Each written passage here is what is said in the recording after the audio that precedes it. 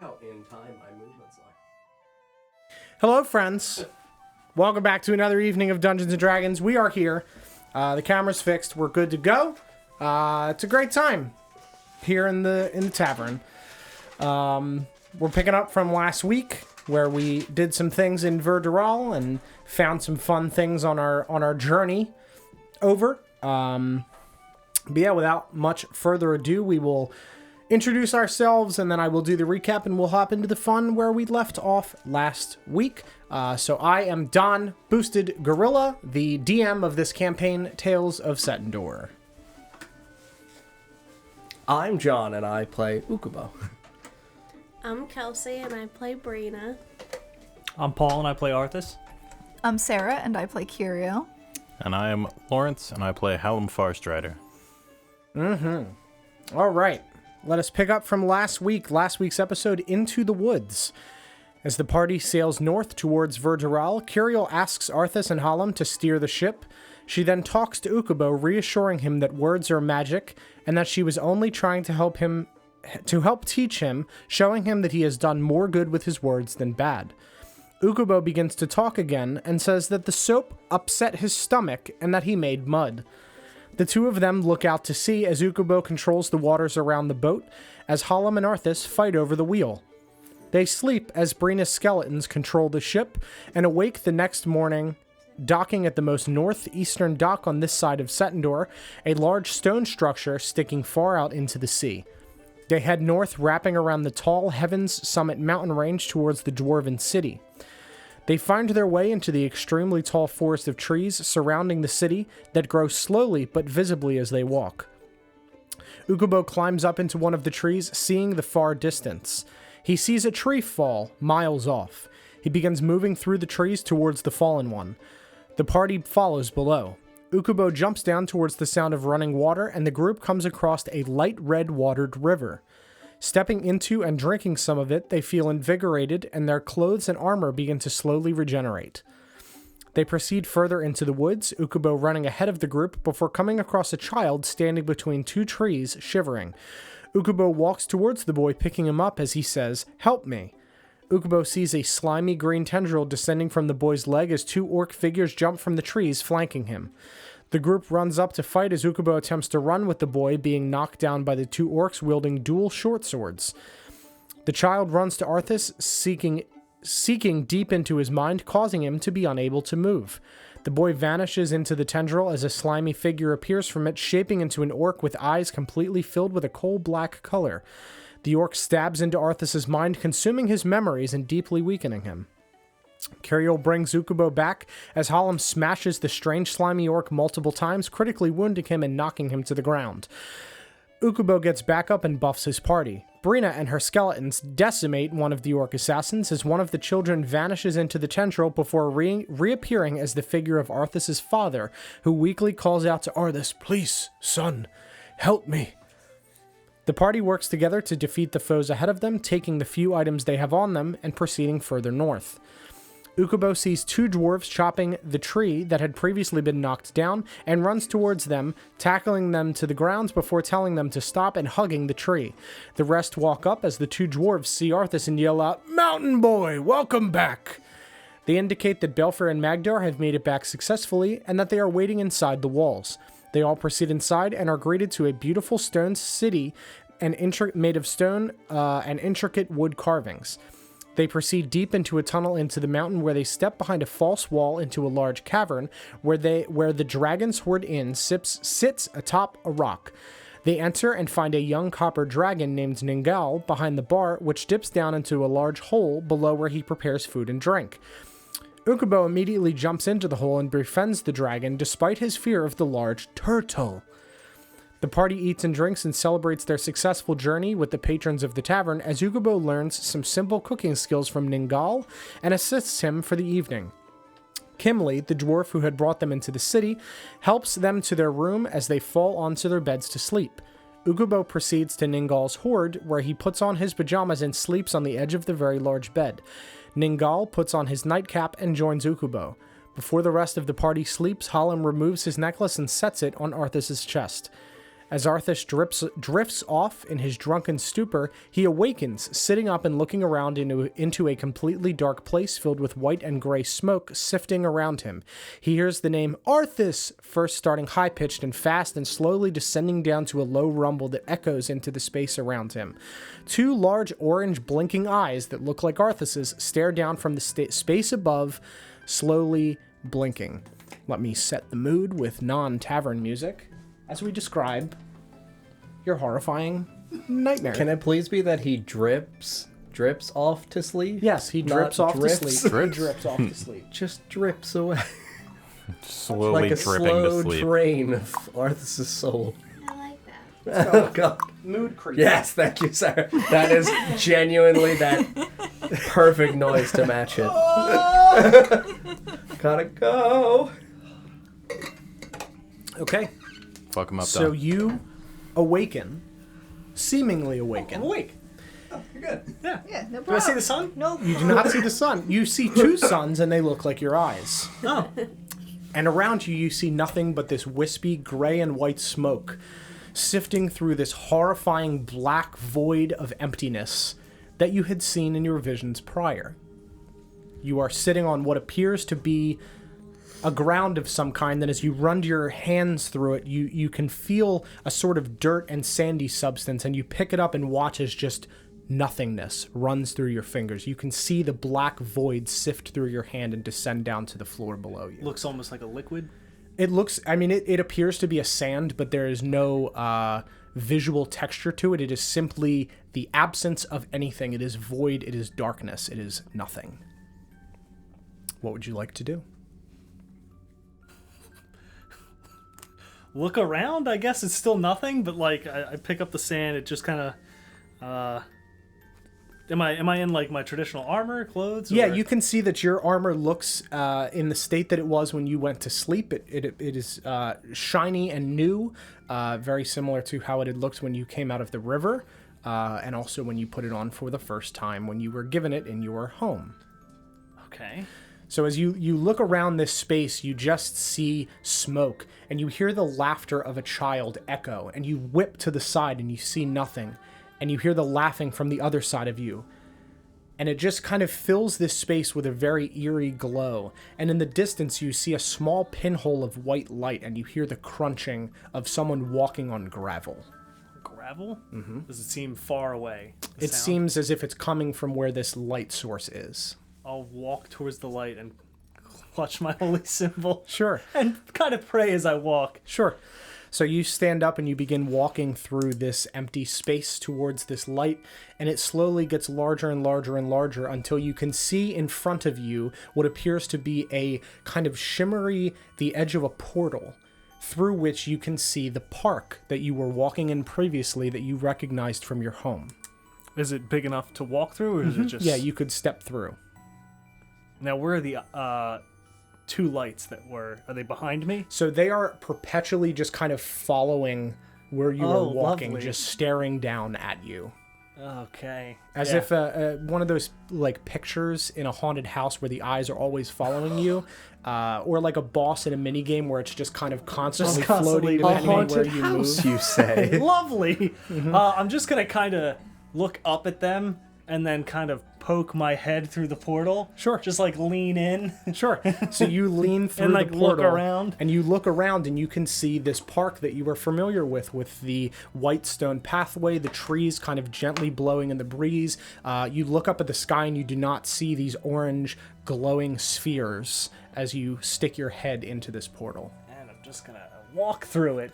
And you step through, and as your foot contacts the dirt, you hear the sound of a clanking against a gravelly stone texture. It makes the sound that you had heard when you first awoken in this space, when you heard this sound from far away.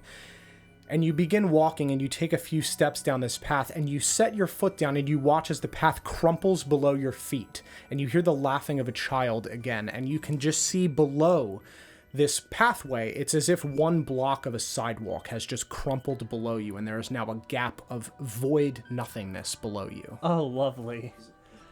Is this Shel Silverstein? Is this where the sidewalk ends? It was working. I think the light's just a little fucked up. You're good though. You're muted now. Yeah, so are you going around this? Are you going to try to jump across this I'm gap? going to attempt to pick up dirt Sure. from the gap. Sure. So essentially.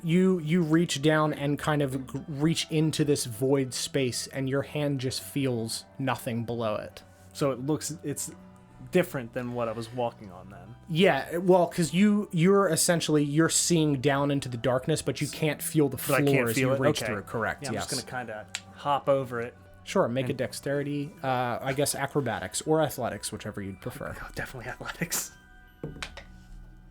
That's 27. Yeah, you deftly jump over this hole and land on the other side, and continue walking. And you watch as a tree in the distance, in the peripheral of your vision, you can see a face on it, and it turns towards you as you walk. Okay, all right, hold on. What is the face? Where is it? Like the whole tree? Is it part of the tree? Or like does it look like a mask on the tree? So engraved into, pretty much carved out of the bark, and you watch as it turns to follow Does you. it look like his totem?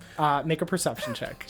No, not perception, please. Hello, son! 10. So you turn to look towards it, and this face is gone, and all you see is this tree, and it does not appear to have moved. May I make a performance check to make Ukubo's face? Sure, absolutely.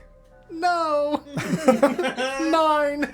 So You'll you never do attempt it. to do this, and you see a face appear in the tree. Not good. And you see Ukubo's actual face just kind of like cut out of the tree, where you see his actual blue face staring at you as if he is a tree, and he just kind of moves his branch arms back at you and just essentially makes fun of you for failing your performance of doing his face. So not like Ukubo would. No. And you blink, and the face is gone, and you are once again staring at an empty tree as people run in the distance and play in the park. I'm gonna use burning hands and burn the tree. Sure. Just. So you reach out towards the tree and just kind of slowly think for a moment, and you cast burning hands, and a white and gray smoke pours out of your hands, and no fire. So, you said I felt as though I was awake. At this point, I know I'm not awake. Oh yeah, absolutely. I'm yes. I'm gonna just think about leaving the dream now. Sure. I gotta go. Gotta get out. I'm gonna clutch my holy symbol, just kind of like look around at anything that's, Yeah. kind of pinch myself, something. Sure. So you start pinching yourself and just walking around, and you feel like a tugging at your side on your cape. God, no. Do you turn and look? I am going to instinctively kick at it. Okay, so you kick towards it, and you hear a familiar voice. You hear a younger version of your voice cry out as you kick in this direction without looking. Okay, now I'm gonna look. And you see young Arthas just kind of looking horrified up at you as you stand in this park. And he just looks, and you can see his eyes are not the same orange color as you, but the ring of where his iris is orange. So as if you concentrated all of the light in your eyes into just the colored part of your eyes, it appears to be orange, and he turns and runs away, and you hear the laugh of a child again as the wind rustles through the trees. God, get me out. This is hard. I'm actually gonna have nightmares. Thanks. And you continue walking? I guess I'll chase after myself. Sure. So you chase after yourself, and you watch as he ducks under like a park bench and continues to run and dips behind a building. And as you run along and turn behind the building, you see once again the flickering edge of nothingness, as if there is nothing beyond the edges of this building. And you see yourself just running into the darkness. Into the nothingness. Mm-hmm.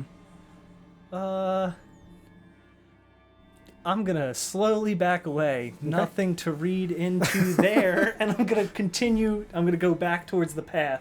Sure. And continue walking towards the laughing. Sure.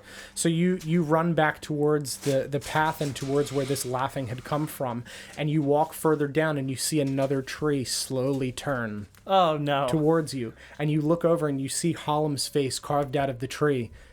Sup, bitch?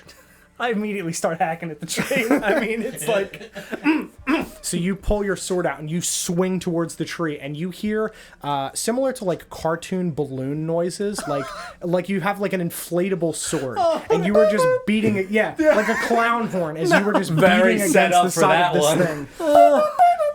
And Hallam's just like laughing at you and insulting you, and you watch as the I'm tree. gonna go for the eyes. Yeah. Go for the So eyes. as you go to do it, you watch as the tree vanishes in a puff of smoke and appears beside you. No! And just says, no! "Bitch." I misty step immediately. Just Yeah. So you step, and as your foot contacts the point where you were stepping to, you appear back in this darkness, and you see these bright glowing eyes staring down at you again, and you hear the Arthas, Arthas, Arthas, Arthas, Arthas, Arthas descend to a low rumble, and you blink, and you wake up sweating in your bed in the Dragon's Inn. about what time is it? Middle of the night? Yeah, it's middle of the night. Wonderful. Yeah. And Okay. you see, But I'm awake. Yeah, and you I'm see awake. Hallam's necklace sitting on your chest. So again, could you remind me what it's made of? Sure. So it is a green gem with a swirling, like iris of purpley, smoky liquid in the center of it, and a gold chain. I'm going to break the chain. Sure.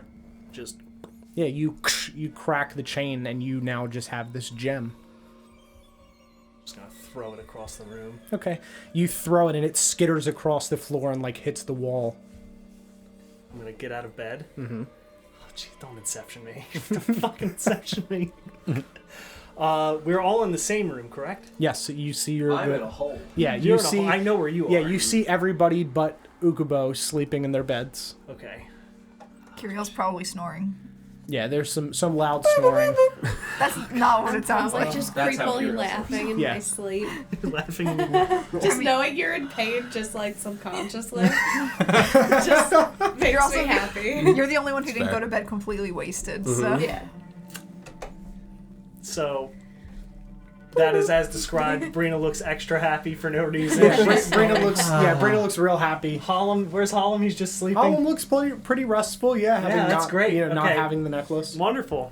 Just gonna kind of look around, nice and sweaty. I'm gonna go get the gem now. Okay.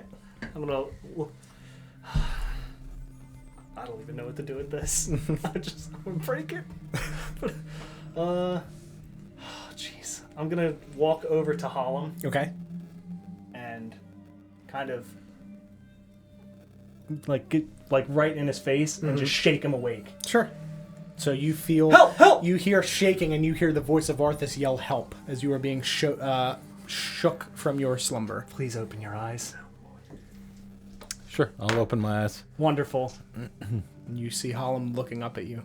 I mean, Hollum can't see anything because I'm right in his face. The high beams are on. I would know that it was him based Yeah. on how much light that is. Yep. Good morning, bitch. It's not morning. It's not? No. Sure looks like it. Take this back. I'm going to throw it at your face. Sure. Keep it on you. Did he Keep it say- away from me. Did he say anything? Did who say anything? If you don't know, then you don't know. I don't know. You gonna go back to bed? What? You gonna go back to bed? No. No? No. Alright, well, I'm gonna go back to bed then. Yeah, enjoy it. And I'm just going to kind of like on Thanks. your face because I throw it at you. Here you go. I'll pocket it and then go back to sleep. Okay. Cool. Yeah. You pocket your gem, and as it contacts your hand and gets slipped into your pocket, the wisps and smoke comes back and a little bit stronger as per usual. I'm going to leave this room. Sure. Yeah, you walk outside and you see a dwarven figure at the end of the hallway just kind of smoking a pipe. You can see the reflection, those large lanterns from the cave kind of letting an eerie light through the far window at the end of the hall, and you just see a figure standing, puffing smoke out through the open window. Okay.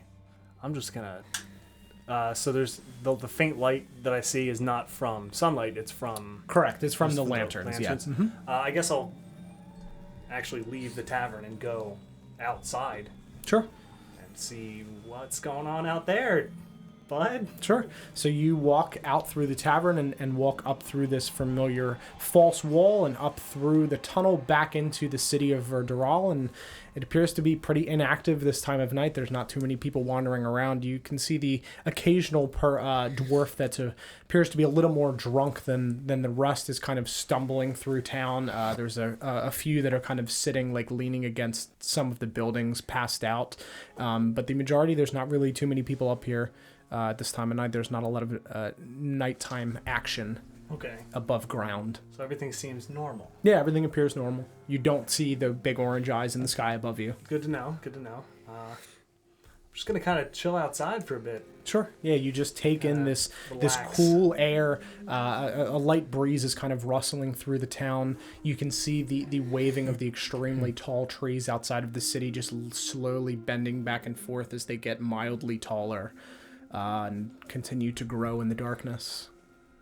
It's very relaxing. There's a not quite full moon in the sky illuminating the space pretty well. There's not really any clouds. It's down here for like an hour. Sure. I want to Before go I to go this back place.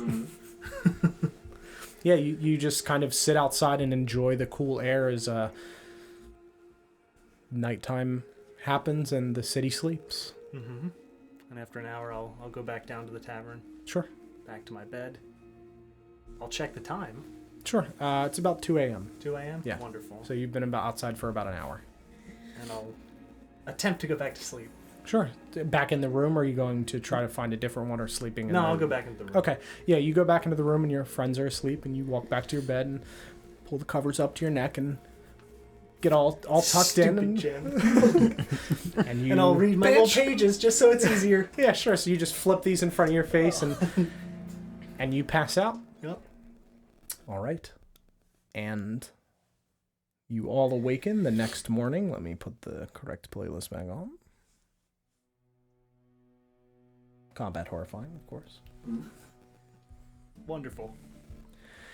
You awaken the next morning to the smell of food being cooked in the tavern below. You smell freshly brewed ale kind of sifting up through the floorboards below into the room, and you awaken to the sound of light chatter in the tavern below you. What would you like to do? How am I feeling? A little rough. I mean, worse than normal. Mm-hmm. Not horrible, but not great. You've definitely been better. Okay. Not sweating when I wake up. No, not this time. You're fine. Your sheets are a little stained. Damp, Yeah, yeah. a little damp. Wonderful. Good old What a Arthas. dream, dog! Arthas stained sheets. Oh my god, I saw some horrifying things and my childhood self running away from me. Oh! Into the darkness. Yeah.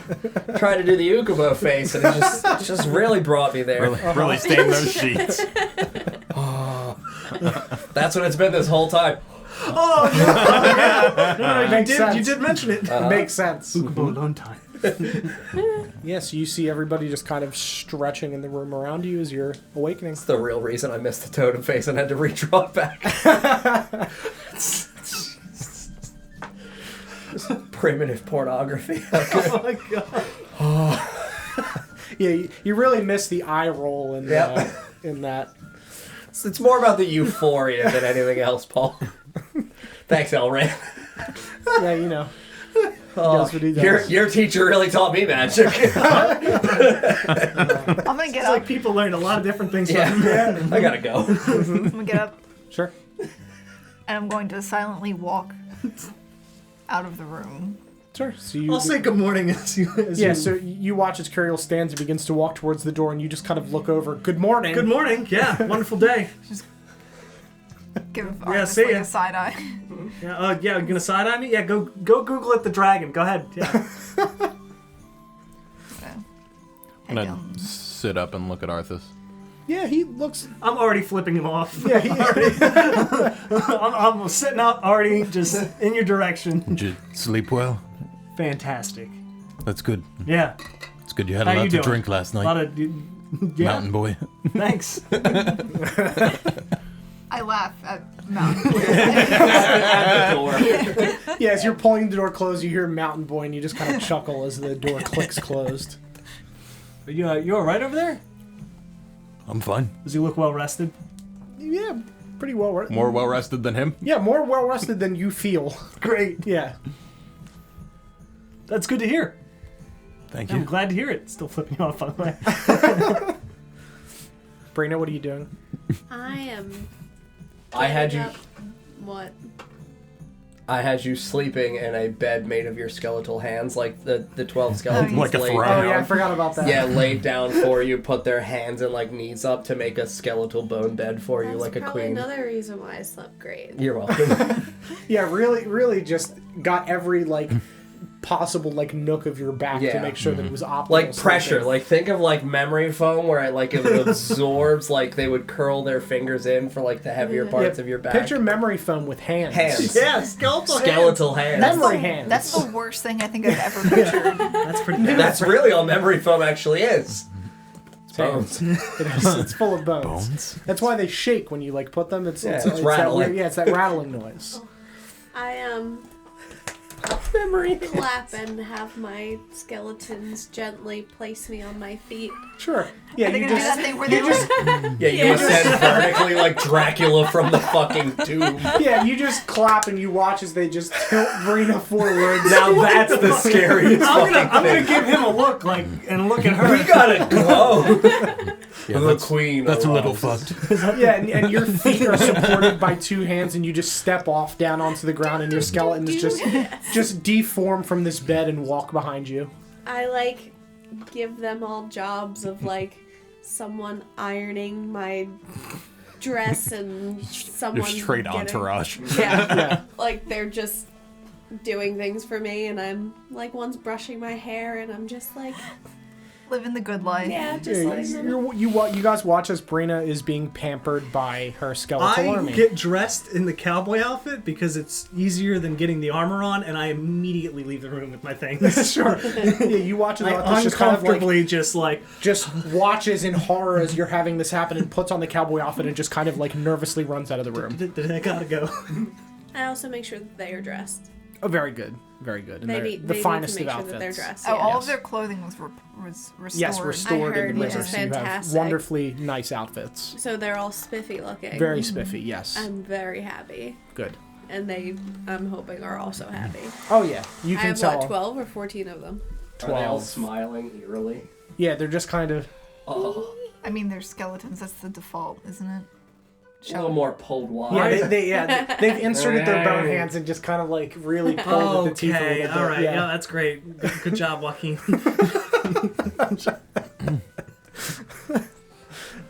Yeah, okay. So you two are going downstairs. Brina is finished being pampered, and then I assume heading down.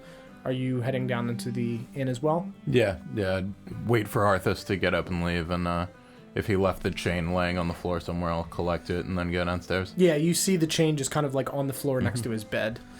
You gather that and head downstairs. Yeah, it's broken at the contact point for the gem. The actual like piece Yeah, where the the like, clasp is clasp fine. of It's it. just at the base of it. So you could probably reconnect it if you went to, visit somebody that forges things. They could fix that for you very easily. Or I could fix it. Or fix it yourself. Either or, either one.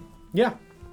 So we will cut over to Ukubo. This takes place slightly before they awaken, as Ningal must be up for the tavern. So you you awaken as Ningal pulls his foot away from your hands as you are wrapped around it, and just stretches towards the ceiling and looks down at you. Good morning, friend. Hello. How are you today? Ukubo tired. Never sleep in bed like this or with such big turtle. That's understandable. Not many people have slept in the same room as a dragon and lived to tell the tale, but you are one of the few. Ukubo must tell squirrels of great turtle friend. Yes, of course. You can tell your forest friends. You want to come see Ukubo hole? I will visit sometimes, of course. Where is it? Trees. Which trees? The ones right outside of the city? No, Ukubo's trees. south or west? Ternsby trees. Okay. Uh-huh. Sure, I can find my way to Ternsby at some point. Look out for squirrel spike traps. Ukubo, instruct, build, keep trees safe from bad orcs. That's very good. Good squirrels. That's wonderful. Well, I need to help set up the tavern and prepare breakfast for people. You're welcome to come with me and make your way back up, and I can get breakfast for you and your friends. I'm sure they'll be down soon. Ukubo help cook again. All right. Put leaves in breakfast. Okay. Of Okay. course. And you watch as he just like gets up and pulls his nightcap off and sets it on a little stand by the bed and walks further back down this tunnel towards his work hole.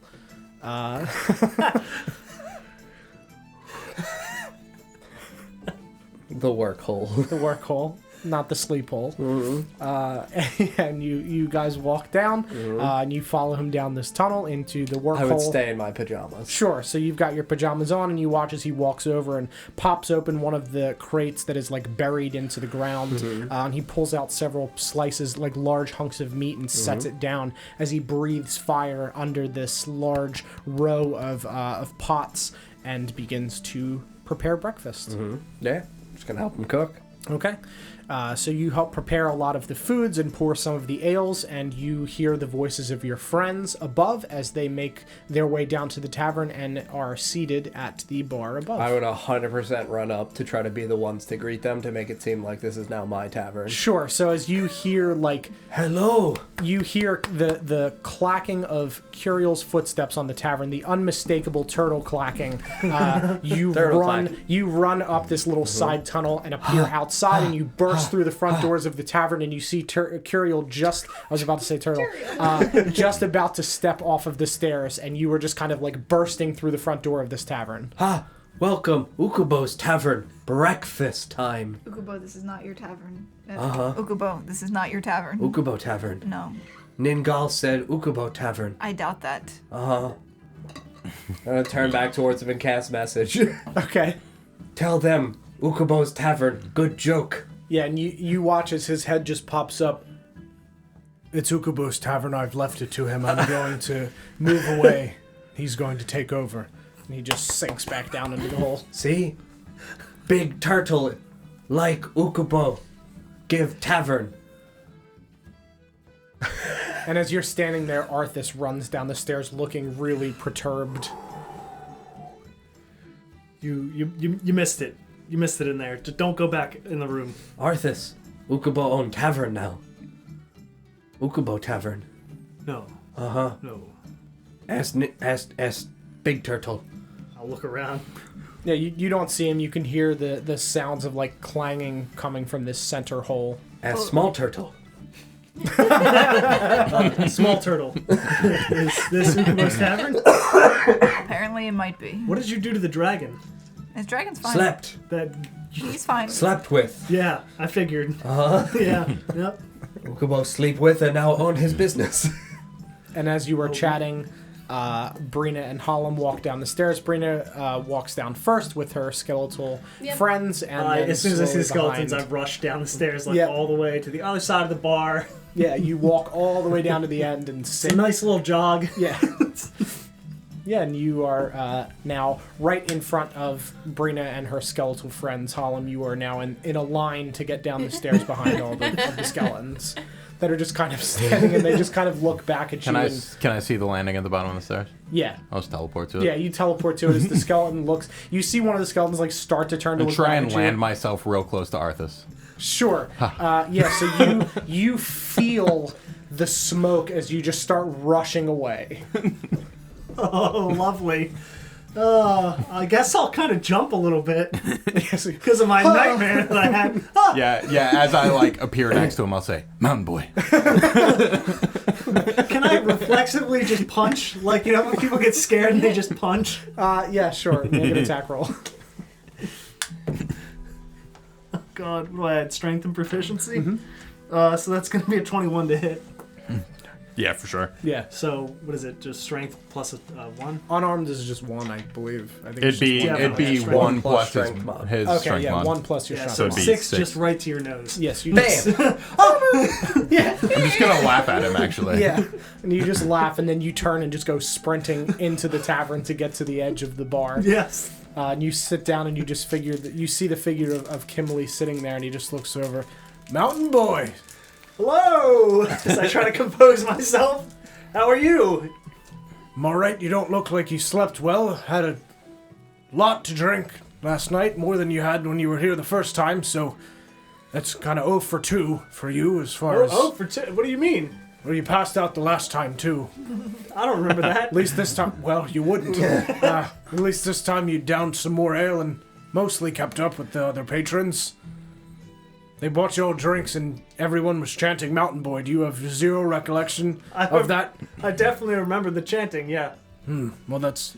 At least you remember that, I suppose. That's good.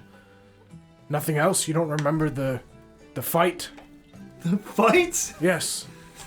What are you talking about? You punched another dwarf in the mouth When? last night. That definitely didn't happen. It did. You were a monster. A monster? A monster. I didn't punch anybody. No, just, you didn't. Just Harlem. I'm fucking with you, Mountain Boy. I knew you were lying because you said a dwarf. I had to see how much you remembered. Answer is some. Enough. Enough. All right. What is everybody else doing? I want coffee. Okay. Yes. Are you walking? So you're walking over to the edge of the bar and having a seat. Yes. Okay. I would walk behind the bar.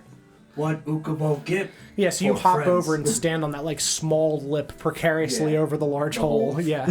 What friends want from Ukubo Tavern? Coffee. That's fucking light. You're unmuted. I'm unmuted. Yeah. Okay. Coffee. Coffee. Turtle. I look down into the hole. And I cast message it and then go, what mean coffee? It's a beverage, Ukubo. I'll prepare it. Okay. Small turtle, 1 coffee. Also, eggs. I'm gonna cast message down and relay also eggs. Sure. Yeah. Also eggs. Of course. Thank you. Uh-huh. Yeah, that sounds good. More. I just stare at you. Bacon. Okay. Brina. 13 plates of eggs and bacon, please. Your skeletons do not. Yes, they do. Oh my goodness. Lot bacon eggs. All right, of course. And he just begins preparing several of these dishes as you stand and just kind of look at your friends. I'm gonna put my bongos on the countertop and just I'm play going to put my hands between Ukubo's hands and the bongos. Yeah, so you're just you're slapping the top Turtle of won't Curiel's learn how hands. bongo? No. Curiel, it's his tavern now. You can't Oh, it's his tavern now. you can't stop. It's your tavern now. Uh-huh. Ukubo Tavern. Congratulations. Got changed name on sign What? soon. I need help with that. Ukubo cannot read or write. Illiterate. Illiterate. Learning. Can only write so many things. Could name it one of the words that you know. The ship of. Yes, the ship of. Perfect. Ukubo like name. The ship of tavern. The ship of turtle. Ship turtle. It'd be an appropriate name. It is an appropriate name for how we got here. So several minutes go by as the group of you chats, and Ningal pops up with a very large tray and sets it down and begins doling out all of the things that you requested. I want to try to barista coffee art.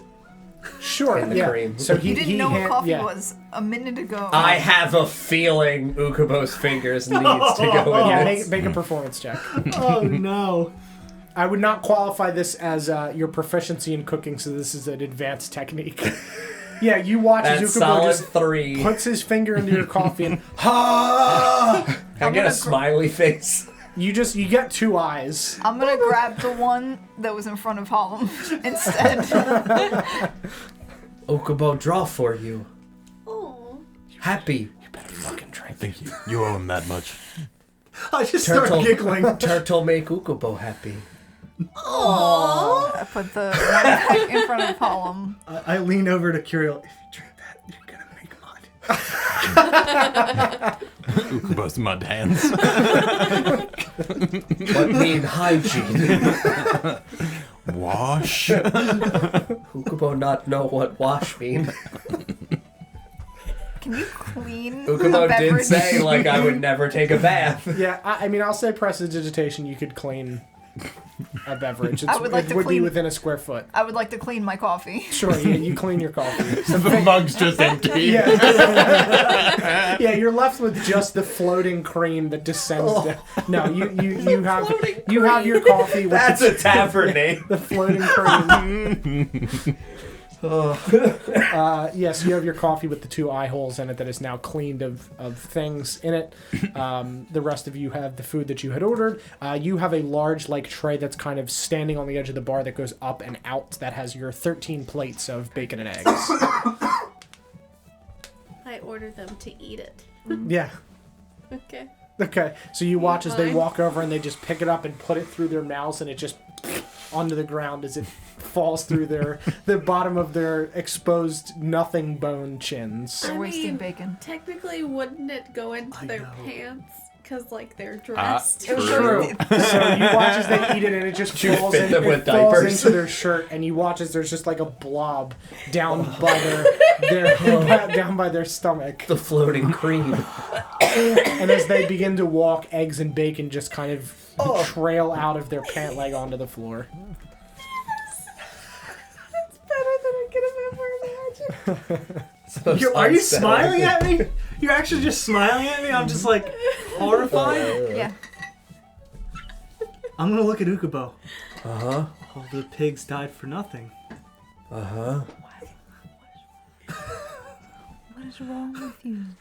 What is wrong with you? It's wasted. Don't start this right now. It's wasted. This is not where you start And you this. watch as like a really drunk dwarf just swims out from one of the tables and begins just shoveling the floor bacon into his mouth. See, look, It's it went Like a somewhere. vacuum cleaner. I'm gonna make a con save. Oh no! My dice! I'm fine. I don't puke. Employee of month. Vacuum boy. Yeah, he's just really drunk and he's just like rolls onto his back and just starts chewing on the bacon. Mountain boy. Mountain boy. What? I hope he was still in here drinking all night, chanting Mountain Boy. By Oh, himself. Mountain Boy, another one. Wait a second. Does it look like he's been punched in the mouth? No. That would have been perfect. Yeah, in your drink, you were actually stumbling through the tavern. Mountain Boy. You tried to catch burning hands and you punched a dwarf in the mouth. Yeah, the guy was smoking. Yeah. Oh my god. Yes, you guys finish up your food and drink your coffee. You said Kimley's in here, correct? Yes. Okay. Mhm. Yeah, he's sitting, eating with you, just kind of watching you interact and do strange things around the tavern as you do things. And yeah, he's just kind of. Everybody is sitting and eating. I just want to make sure Ningal eats as well. Yeah, I you don't can want see the that dragon to go he hungry. has like a large hunk of meat and vegetables that He's he's just cooked. And tearing he into just, it. yeah, he's just as he's cooking, he just reach over, grabs it, and like rips a hunk out of it, and then sets it back Fucking onto his hero. plate. Do I see a difference between how this turtle eats and how that turtle eats? Because Kiriel's using like knife and fork. Well, and there's it also- matters. Kirill no also meat. doesn't eat Yeah. meat, so True. Yeah, Raw. yeah. So definitely a different style of eating. Something different about turtles. Well, he copper, right? Copper, you said? yes. Okay. Mhm. So aside from the color and size, also the way that they eat. Uh-huh. So copper eat meat. Silver not eat meat. no, unrelated. Unrelated. Yes, What mean? I've chosen not to eat meat. It has nothing to do with my color. Okay. Why not eat meat? Because she's silver. Okay. You make everything more difficult. I don't know what you're talking about. You know exactly what I'm talking about. I'm gonna smirk and keep eating. What friends think Ukubo's tavern? It's a very nice tavern. I think it's great. Uh-huh. Ukubo worked very hard. Make tavern. You have a great cleaner as I like try to just cover my mouth and point Mountain outward. boy! I'm gonna strum one of the chords from the Mountain Boy Worst song. eating noise ever.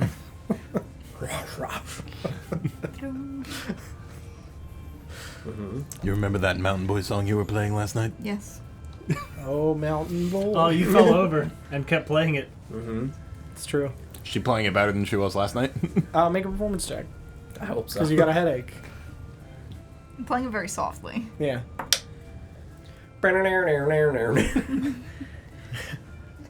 15.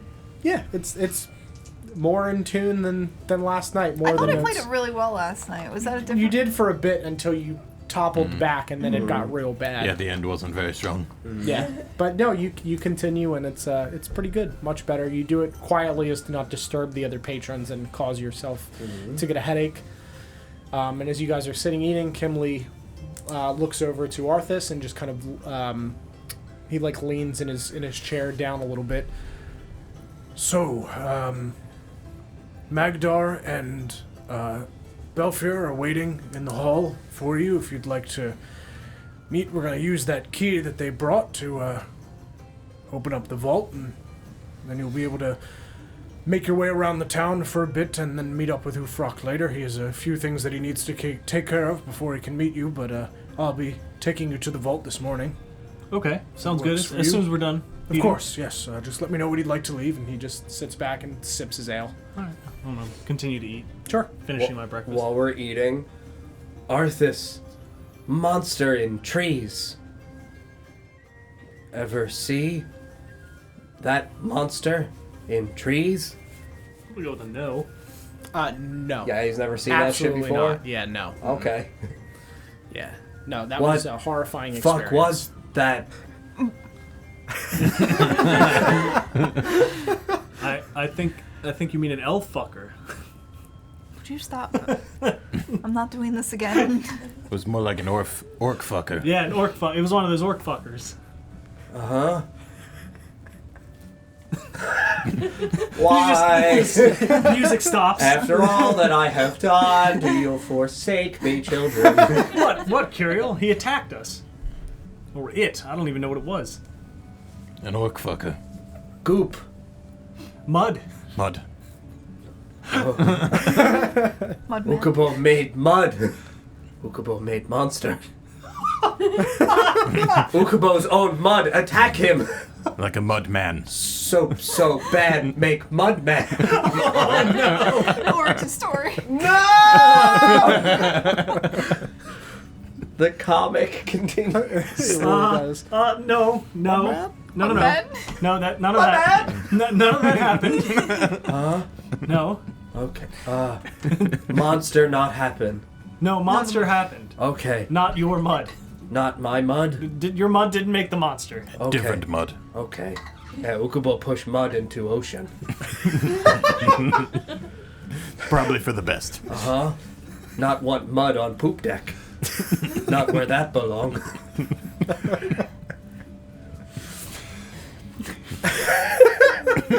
What were we talking about? I don't remember. The monster? Horrifying monster. Yeah. Oh, right. Yes. Children. Slime. Yep. Vine. Stab. Yeah, they really got you. And me. Uh-huh. Nobody else. I believe the children were fake. Uh-huh. A lore. Not real. Not real. Like fishing. Fishing not real. Fishing is real. Fishing use real. Got her.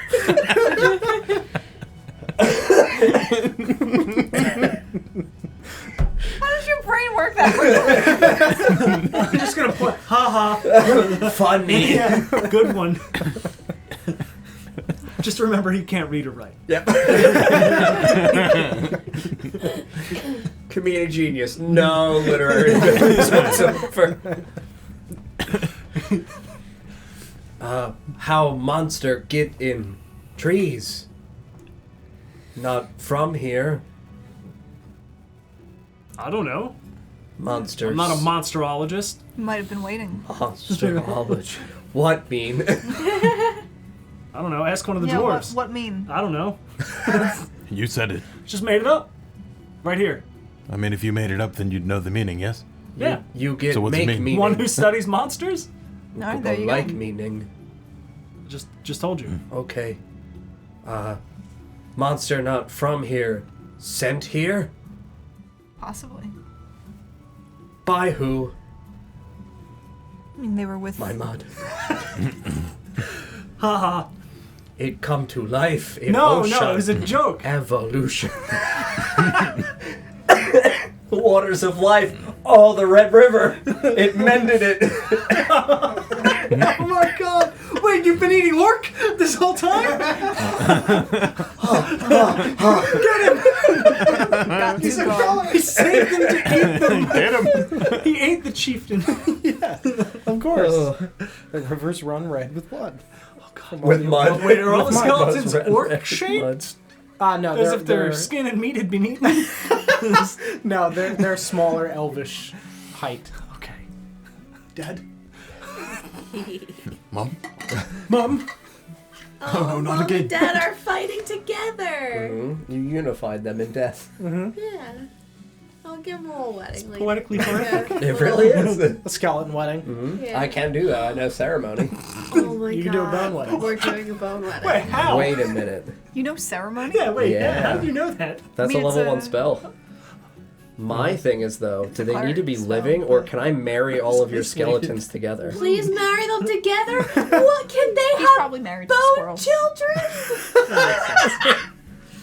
Can they Adult have humanoid. bone Oh children? no, they're not humanoids anymore. They're undead now. Fuck.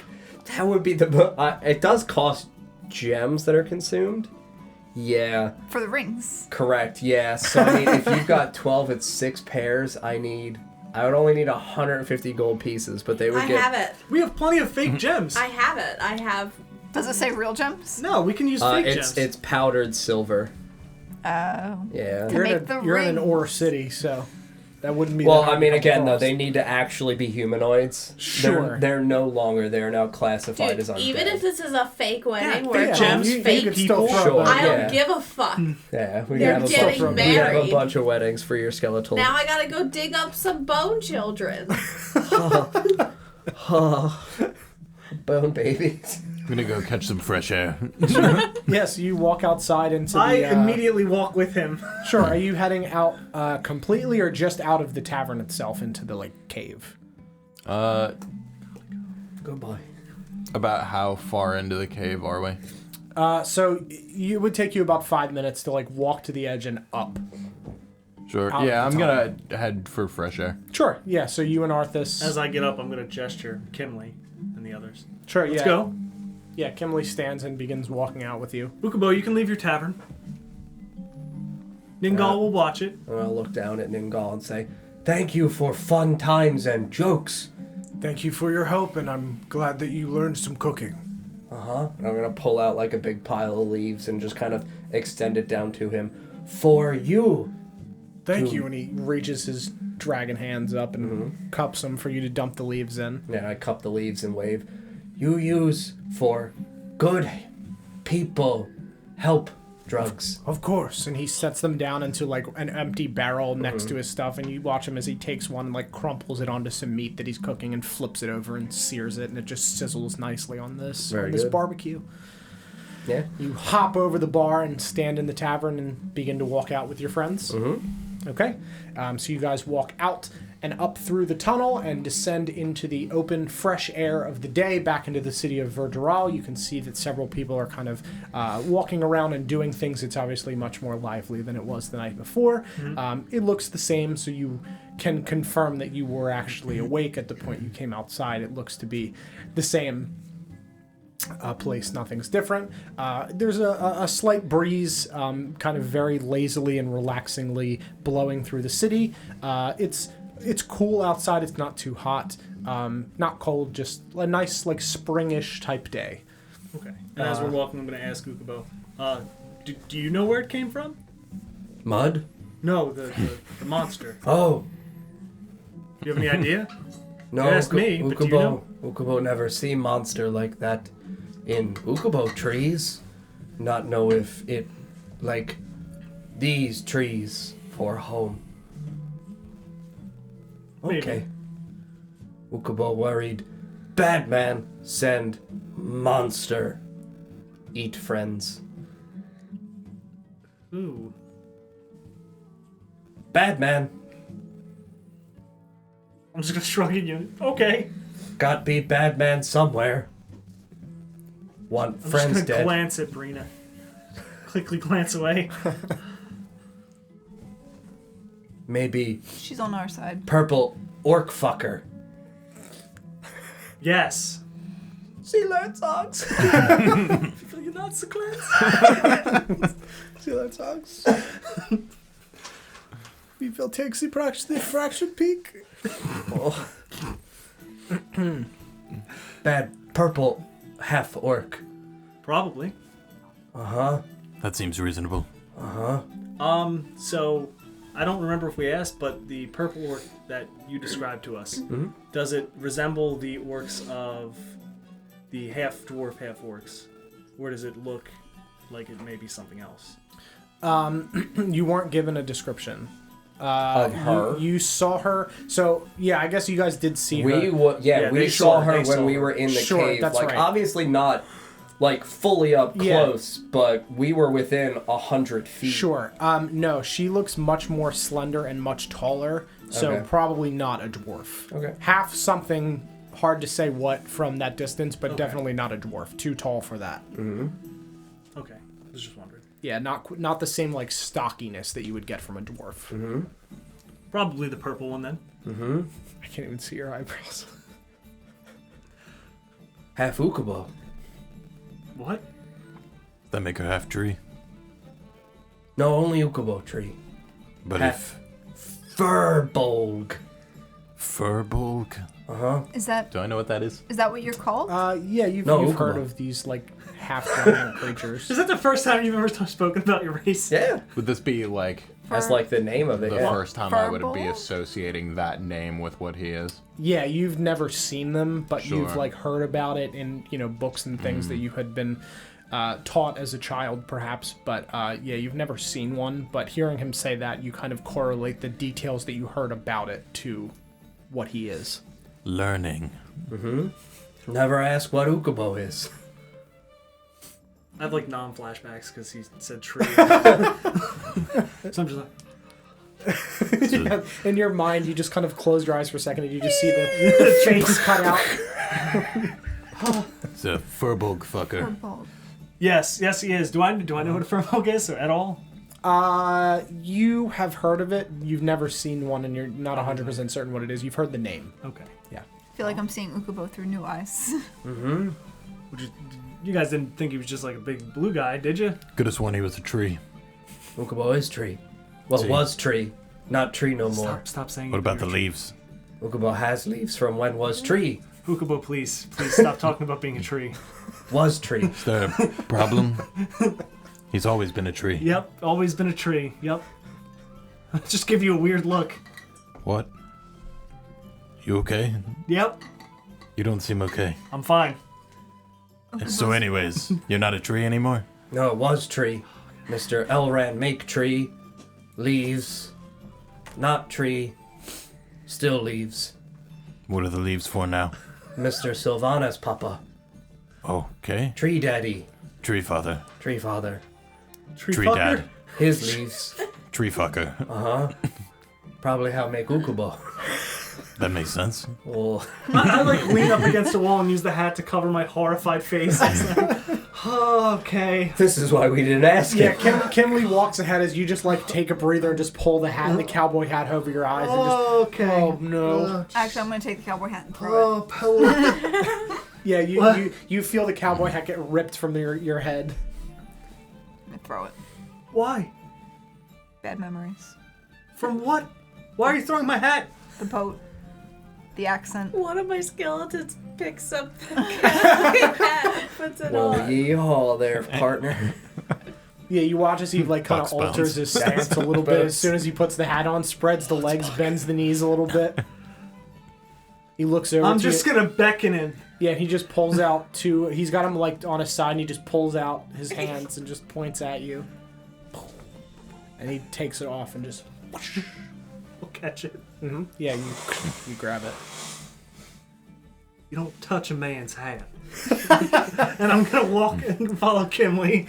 Yeah, you watch as he's turned around and is kind of, like, quizzitively looking back at you being tossed your hat by a skeleton before turning around and continuing to walk. And you guys make your way through the rest of the city and to the large hall of Vur Dural, which let me find the description for. Arthas, you have obviously been here before, so you're very familiar with it.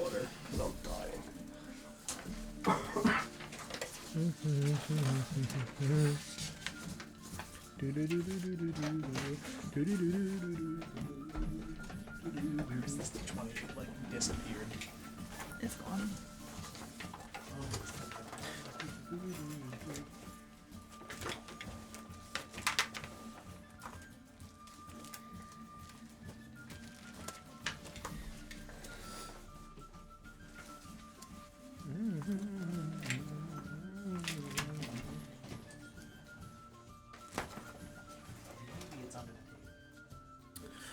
We'll wait till Ukubo returns from grabbing water before we head inside. But if you're new here, I hope you're enjoying the story so far.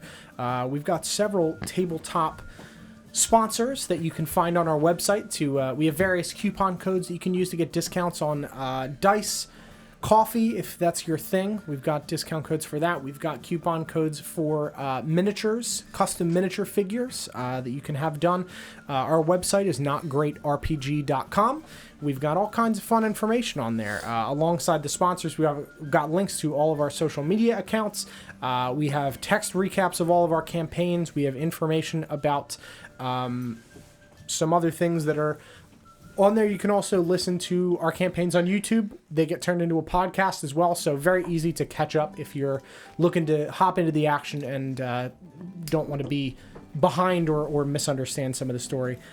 Don't forget about all their awesome campaigns on their YouTube. Thank you, Eye of Night. Yes, that is correct. Thanks. Love the stories. Thank you. I'm glad that you're enjoying them.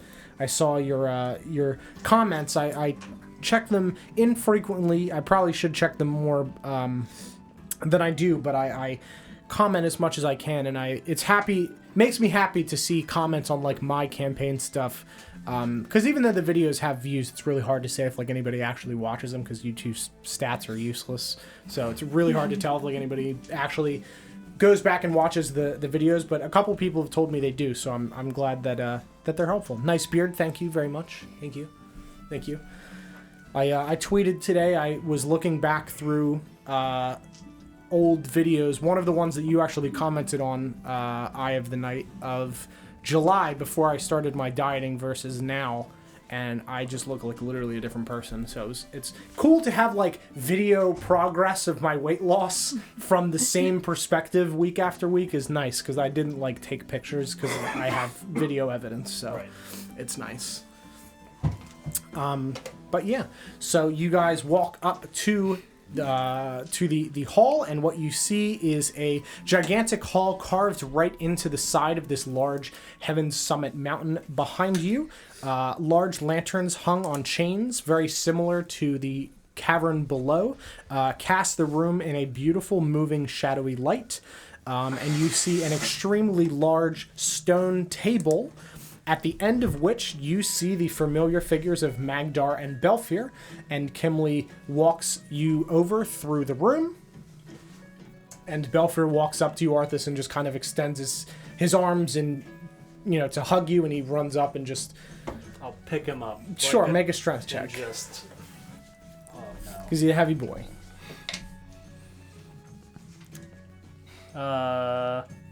13. Yeah, you kind of like get him on his tiptoes a little bit and lock under his arms and struggle a little bit under his very heavy weight. But you lift him off the ground briefly and set him back down, and he, gives you a hug and, you made it? Yeah, we're fine. That's good. We both thought that you had been killed in whatever that horrifying storm was. No, we stopped it. That's great. That's not really rained or stormed recently, so... We were concerned that was a really strong one or something. Oh? Yeah, it hasn't stormed in a bit. Just gonna look at Ukubo.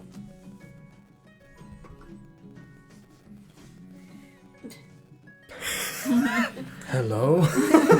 Oh, I'm gonna message you back. It hasn't stormed? Okay. Fix it. Okay. And I'll run outside. I'm gonna look at Curio. I don't think he can fix it. I don't know why you told him to. Well, I mean, you know. Yeah, he can call lightning. That's not a storm. That's not rain. I mean, he can maybe make rain. I don't know if you can lightning yourself. Maybe, but also does it need to rain right now? The trees are still growing. So I'll cast Create Water and make it rain within a 30-foot cube. Sure. And I'll call lightning down in the cube as well. Yeah, so you walk to the mouth of the cave and you just kind of extend your hands and rain begins to pour from in front of the cave entrance and you watch as lightning strikes. I'll cast Gust of Wind as well and make a horrifying storm, and then I'll cast Shatter and make the sounds of a booming of thunder. I'm gonna look back at you and put my thumb up. I stand corrected. Good job. Yeah, you look back and storm. you see the people further down this path in the town just looking up at you, Ukubo, as they're just kind of very confused about this 30-foot cube of water and fake storm, and they just kind of continue what they're doing and go back to their business. Are you walking back in then? Mm-hmm. I'm gonna look to Belfort. Say he fixed it. Sure, of course. Well, that's better get on with this then. This is quite the day.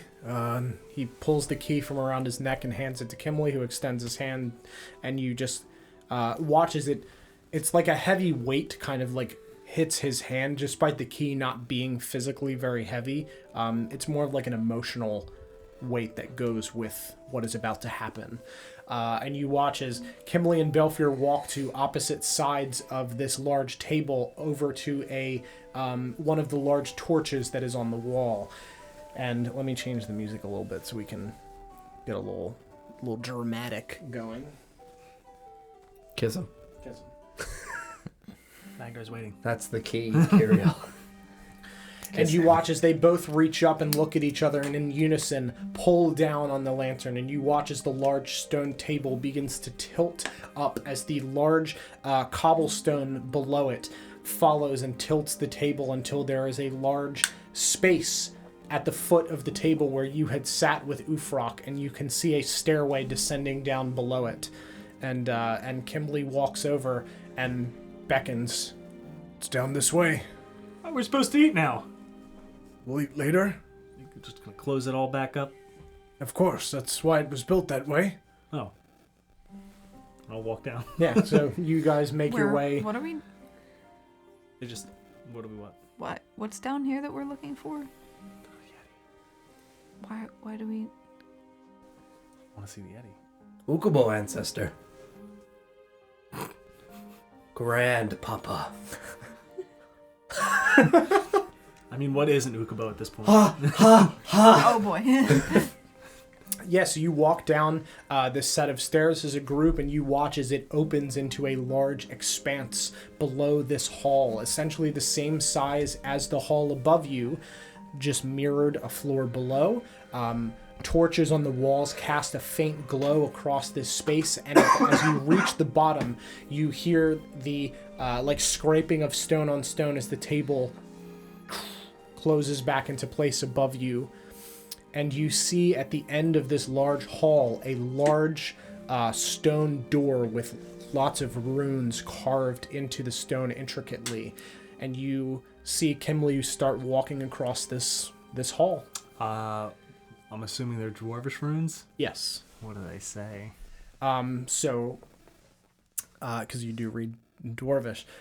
So they don't appear to be necessarily a language, in the sense that it's not like a phrase, but you can see inscribed along the top is Oakhelm.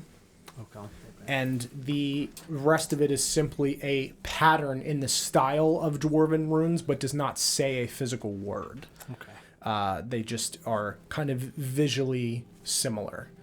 And you walk across this space and watch as the flames lightly flicker across the room, and you approach this door, and you see in the center, about dwarf height, is a single keyhole. And you watch as Kimley takes the key and looks back at all of you. Are you ready for what's inside here? This has been sealed for some time, and we keep it secret, of course, as... Grand Yeti. Of course, we are not ones that want to be known as warmongers of any kind. We dealt with that in our past and are not eager to revisit it. Once we open this, we cannot reseal the doorway. Should we be concerned about opening this doorway? Warmonger. What mean? Fighters, people that go to war a lot. One who mongers war. Yes. Monger. You can't use the word in the definition. Sure Okay. can, just did. Definitely able. You shouldn't. Too late. Alright. Are we ready? Grand Yeti. I guess. I half pull out Sure. my rapier. I Just- pull just out my skeletons bongos and are attach them to ready. my belt Okay. Begin and to play. ominously play my bongos, awaiting my ancestor. I'll Okay. just tilt my hat up a little bit and just Yeah. kind of lean against the wall. This is how I want to be seen. I really just hope this Yeti is a big furry ukubo. Aw, So you watch as Grandpapa. he takes this key and inserts it into the slot in the door, pushing it flush. And as his hand contacts it and begins to push in this center spot where the key had gone in, you hear stone scraping against stone before it clicks into place. And you see a light from the top of the door as liquid silver pours down and traces the outline of these runes on this door, filling it with a beautiful silver, which then begins to harden as it cools. And you watch as it reaches the bottom and flows down into a small circular hole. And you hear a large click, and the door slides open. It's this way. He grabs a lantern off of the wall and begins walking further in through this door. You I'll follow him follow. inside. All right. Everybody following? Your Cautiously. skeletons surrounded by my following. skeletons. Yeah, your entourage of skeletons. Yes. So you walk in through this vault, and you watch as he walks up to a little center, bowl, and you walk through this small hallway, and he walks up to this bowl, and you watch as he sets the lantern into it, and just kind of cracks essentially the spot where the glass is, and just lays the torch inside of it, and you watch as it ignites, and from the bottom of this bowl, flames similar to National Treasure ignites Yeah, that's along exactly the what I'm floor and picturing. travels up the wall, and you see a room filled with armor and various crates and treasures filling this space. Is Nicolas Cage there? Yes, You can't yes. have it. It's mine. Yeah, you see a man holding a scroll, and you can just read the declaration, and he rolls it up and sprints out. So there's a lot of armor. A lot of armor and a lot of stuff. Wait, Don, is there really a man with a scroll? No. That's mine. Of course not. Kill him. I order my skeletons to go in and get armor.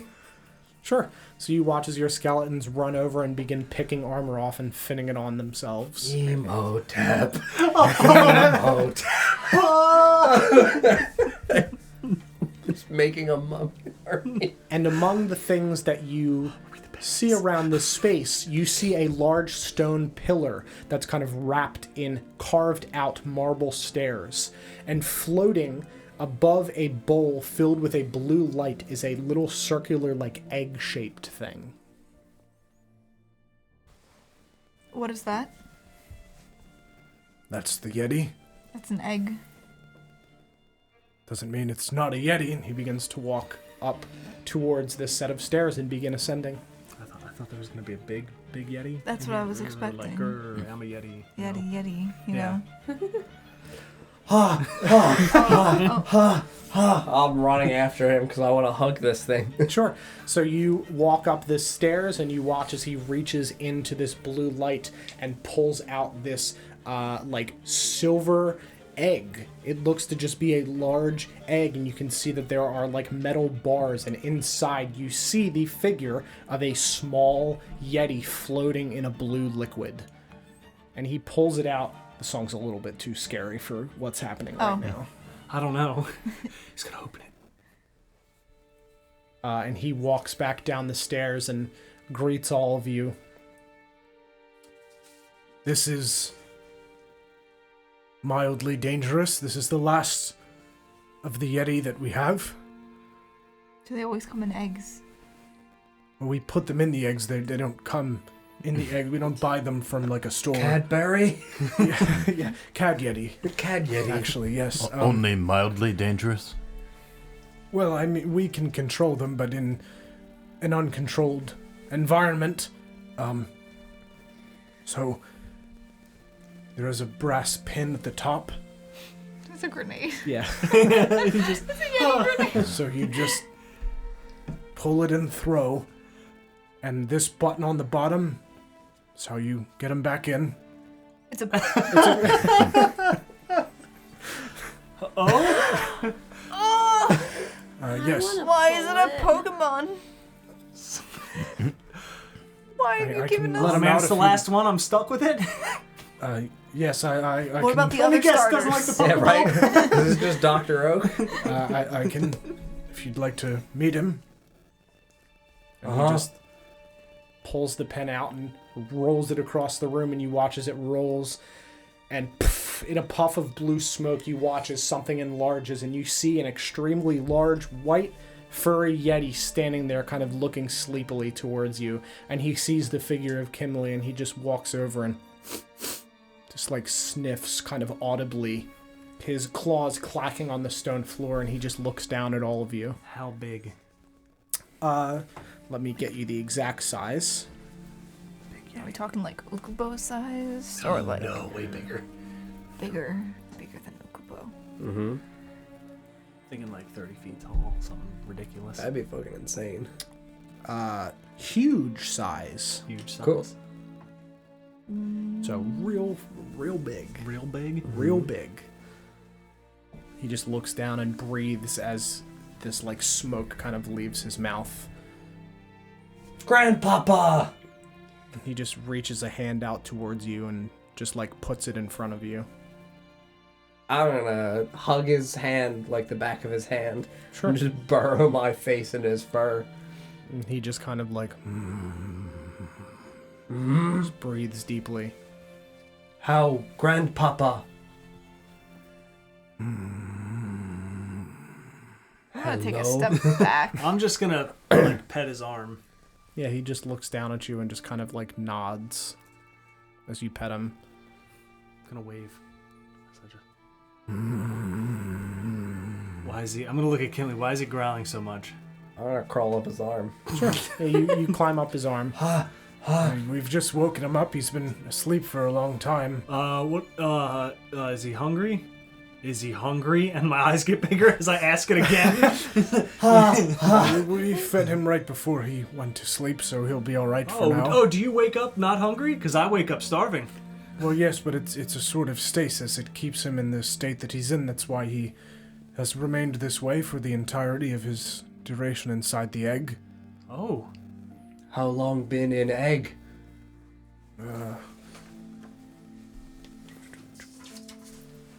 Just give me 1 second. Good question. Uh-huh. So I don't know when the fuck these dwarves were like last at war if they're fucking warmongers. Oh, right, yeah, so, It's been in there for 10 years. Just over 10 years now. I go and pick up the egg, sure. and as I'm walking back with him, I'm gonna say, "Think this would work on a mountain boy?" Well, it's configured and tied to the Yeti. I suppose we could make another one for a mountain boy in general, but not this particular one. No, this one is for the Yeti only. It's not like a capture device of some sort. Unfortunate. Yes. You don't throw it to Gonna catch 'em. wink at him, not in view of Arthas. Sure. Yeah, so you climb up the Yeti and... I want to sit on his shoulder. Sure. Yeah, and you just... Ukubo just sits and he just kind of looks up at you. This is the smallest Ukubo has ever looked. Yeah, in comparison to the size of this thing, yeah, absolutely. Grandpapa, speak native tongue? gonna say that in giant. And he responds in giant. Hello. Ukubo. Is he speaking or using message? No, he's speaking. It's speaking, I'm using Yes. message, Right. yes. Me Ukubo. Bardock. Like Goku's dad? Is that his name? Yes. Bardock? Oh, Yeah. Well, I guess so. Here we are. Didn't know that, but sure. That's fine. It's a name I made up off the top of my head. It's very good. Yeah, no, good job. I've not seen the entirety of that show, Dragon Ball so, Z. It's very good. you know. I'm sure I picked it up somewhere. Yep. Nice meet, Mr. Bardock. Does that make Ukubo go in? Yes. Very nice to meet you. You have good sleep? He just kind of nods and breathes heavily. Uh-huh. You help, point at Kimley. Small dwarf people? Friends. Ukubo won't be friend with Grandpapa Bardock. Yes. You Friend. I'm gonna pull out leaves. And he just reaches out and... Need my hand? No, no, he just pulls the leaves from your hand with two of his like claws and puts it into his he just bites your hand right off. He blew the skin right off. It fits because I'm blue. Yeah. So whoever wants the item for Yeti Bomb, here you go. I think. I mean, I have the egg. Yeah. Yeah, so there you go. Is You it have like a bath Yeti bomb? Yeah. Drop it in water. Yeah, so Throw the a Yeti. instructions are literally pull, pin, throw.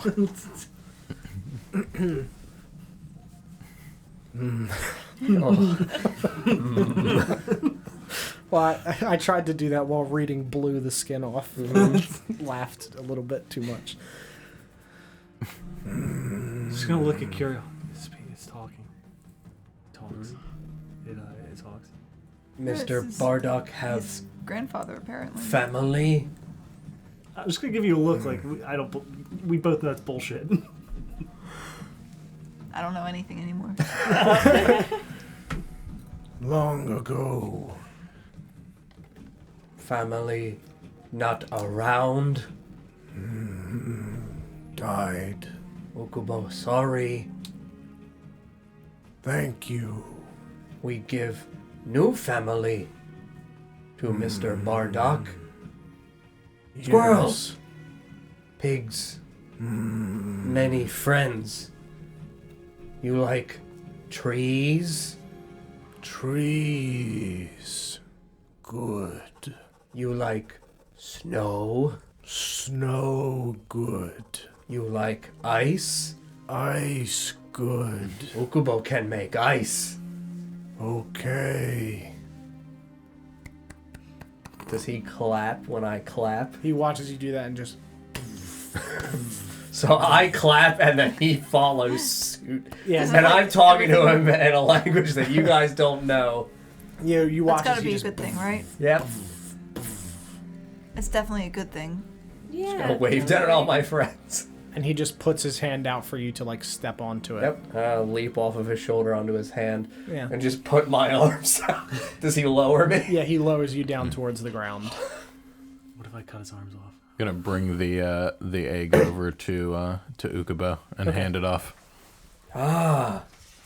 I'm just gonna laugh as he does that and look at Curio. That's a great idea. Not a good idea. Good idea, Harlem. Totally fine. Definitely a good idea. Seems like he's got this under control. Yep. Want Mountain ride boy. in egg instead of have walk? Yes. Sleep. Okay. Ukubo wake grandpapa up when need help. Well, press the button on the bottom. Yeah, and you watch as blue smoke irradiates from his feet, and it blows away, and he is no longer there, and you see him inside of the egg floating in the liquid. Is he like curled up? Just gonna wait. Yeah, he just curled up asleep. He's got a little pillow. Blew him away. Yeah, blew the skin right off. Good night, grandpapa. And you put the egg away. Good job. Uh-huh. You're welcome to anything that you find in here, I'm sure there's something for all of you that you could use, perhaps. I would like to look. Yeah. For Yeah, I'm gonna look about. Sure. So you guys can walk through the room, and I will give out your items in order. Thank God I'm not So investigating. we will start with Arthas. Oh boy.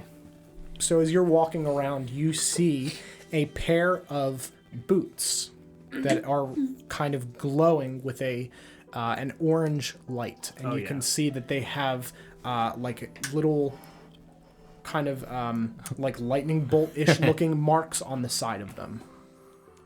I'm gonna pick them up. And you pick them up. Would you like to put them on? I guess. Yeah, there's no teeth on the inside. I'm gonna check for teeth. Yeah, you don't see any teeth. To be fair, yeah, you've come across a single pair of boots with teeth, but yeah, gotta check. It's ingrained in your memory. Yep. So you put them on, and Kimberly walks over. Those are the leap of faith. They belong to one of my friends that fought in the original war. Why are they called that? Take a step, Put them on. as if you're walking upstairs. Just kind of start And walking. you take a step, and you push off of nothing. Oh. And you take another step, and a third step, and then you step forward and back to the ground.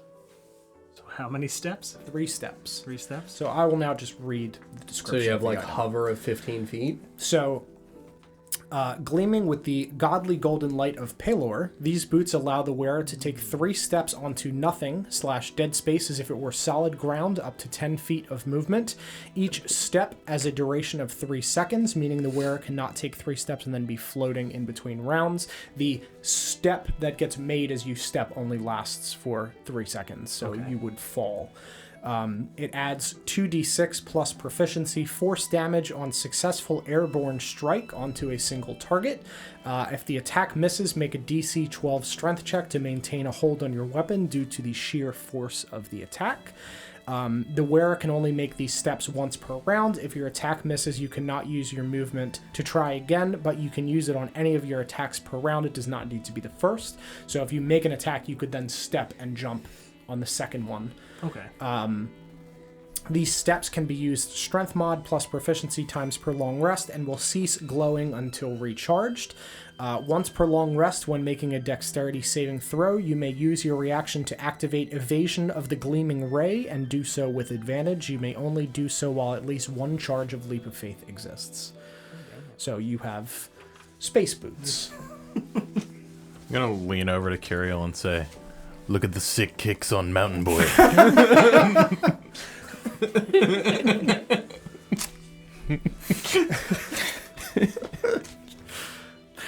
Are Very you being fitting. genuine or are you Yeah, totally. inside check? Yeah, they're hot Totally. kicks. Mm.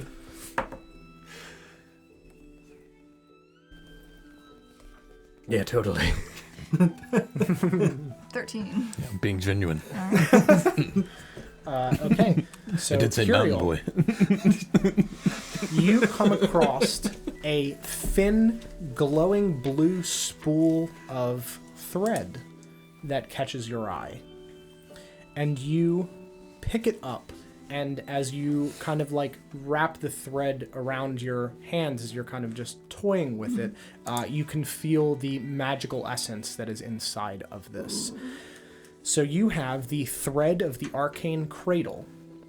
Thin spectral thread that wraps around your fingers as you perform the somatic components of the spell Cloud of Daggers, causing the spinning daggers to manipulate the arcane weave around those inside of the cube of daggers, holding them in place. A creature affected by Cloud of Daggers must make a DC 15 strength saving throw before moving out of range of the spell, otherwise they cannot move. Targets that have the ability to teleport or magically step are able to do this uninhibited, but will take 2d4 slashing damage upon doing so, as the thread slashes into them upon their departure from the space. This may be done 3 times per long rest, as the thread will reform on a long rest. So you have the thread of the arcane cradle. I tried to make items that represent all the things that you like and want to do in combat. And you do like that spell, you've cast it a lot. It's failed many times. It has. No longer. No No longer. longer. Isn't hate to keep making anime references. Isn't there like a Naruto character that does something like that Maybe. or something? I made this up entirely on my own. I believe Yeah, you. it's just like Bardock. Just like Bardock. Just like Bardock. From the mind behind Naruto and Dragon Ball Z. Might have been. Don. Coming might be soon to a Bleach. Sunday near you. Tales of Settandor. Cue the intro. Yeah. I'm sorry. It's Inuyasha. Sure. I'm old. Oh, there you yeah. go.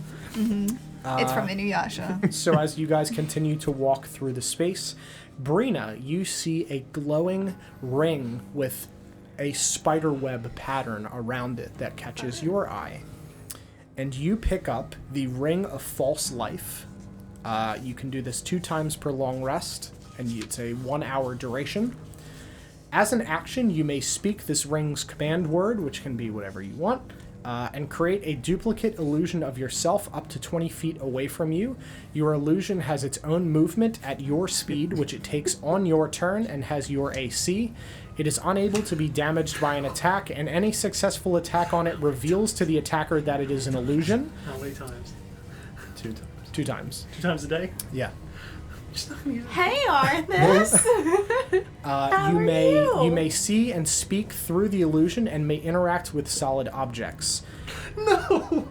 If the duplicate is within 5 feet of you and has not been revealed to be an illusion, attacks that target you may hit the duplicate. Roll a d20. If you roll an 8 or higher, the attack instead targets the duplicate, which reveals the illusion. You may cast your spells as a source point from either yourself or from your duplicate and see from both it and your perspectives. The illusion is created by the ring and does not require concentration to maintain. When the illusion is not manifested, it follows you in the form of an ethereal, shimmering ferret that only you are capable of perceiving. If the ring is removed, the duplicate is dispersed. After all that, that's the first thing. How very you. Mm-hmm. Very good. Yeah, I made it a ferret instead of a weasel, just for clarity's sake. I mean, a weasel is a kind of ferret, or a ferret is a kind of weasel. Is this like Yeah. a squares and rectangles sort of thing? Yeah. Yeah. Yeah. Okay.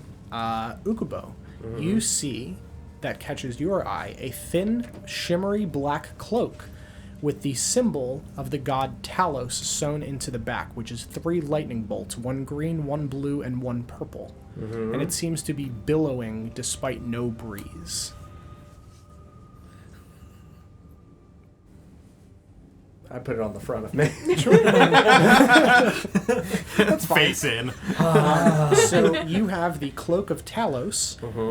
A small cloud in the shape of the wearer's choice floats behind the user, rumbling softly and occasionally flashing with light. This cloud counts as an existing cloud when call lightning is used, making the conditions stormy for the purposes of the spell at all times while you're wearing it. 2 times per day when you are hit with a melee attack, you may use your reaction and speak its command word, shielding yourself in a bright elemental shield of pure lightning. The attacking creature will take 2d6 lightning damage automatically and be knocked 10 feet back on a successful DC 15 dex save. I guess on a fail, rather. Or be knocked prone on a successful one. Opposite.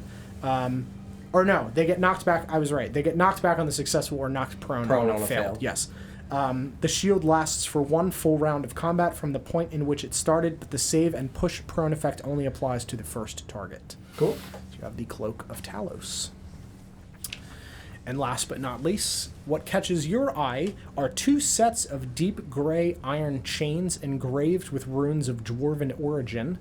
And you see there are small clasps on each end and a larger wrist-size clasp on the other end of both. And engraved into this wrist clasp is the symbol of a mountain. And as you pick them up, you have the chains of Saint Beldrum. Each can be connected to the hilt of one of your weapons and the other end to your wrist, allowing you to make melee attacks with a 10-foot reach as you swing the chain. When any one attack per round hits the target, they must make a DC 15 strength saving throw. On a fail, you may pull them to the space in front of you as they become grappled by your chain. Additionally, you may make your next attack on this target this turn with advantage as the chain holds them in place, and they automatically take 1 stack of Sands of Death as the necrotic energy courses through the chain into them. The stack effect to apply Sands of Death does not apply for the first one done in this method, regardless of number of stacks this turn. Chains automatically release, and the weapons return to your hand at the end of your turn. And just as an example, i.e., they succeed on the strength save and aren't chained on the first attack and take a stack of death, but then you successfully chain and pull them. The second stack applies without rolling the d20 to determine if it applies any further would require a roll. You have the Chains of St. Beldrum. As I'm putting those on, fastening them to my wrist, I'm going to show Arthas the mountains and say, "Who's the mountain boy now?" Mountain boy. I think it's still me.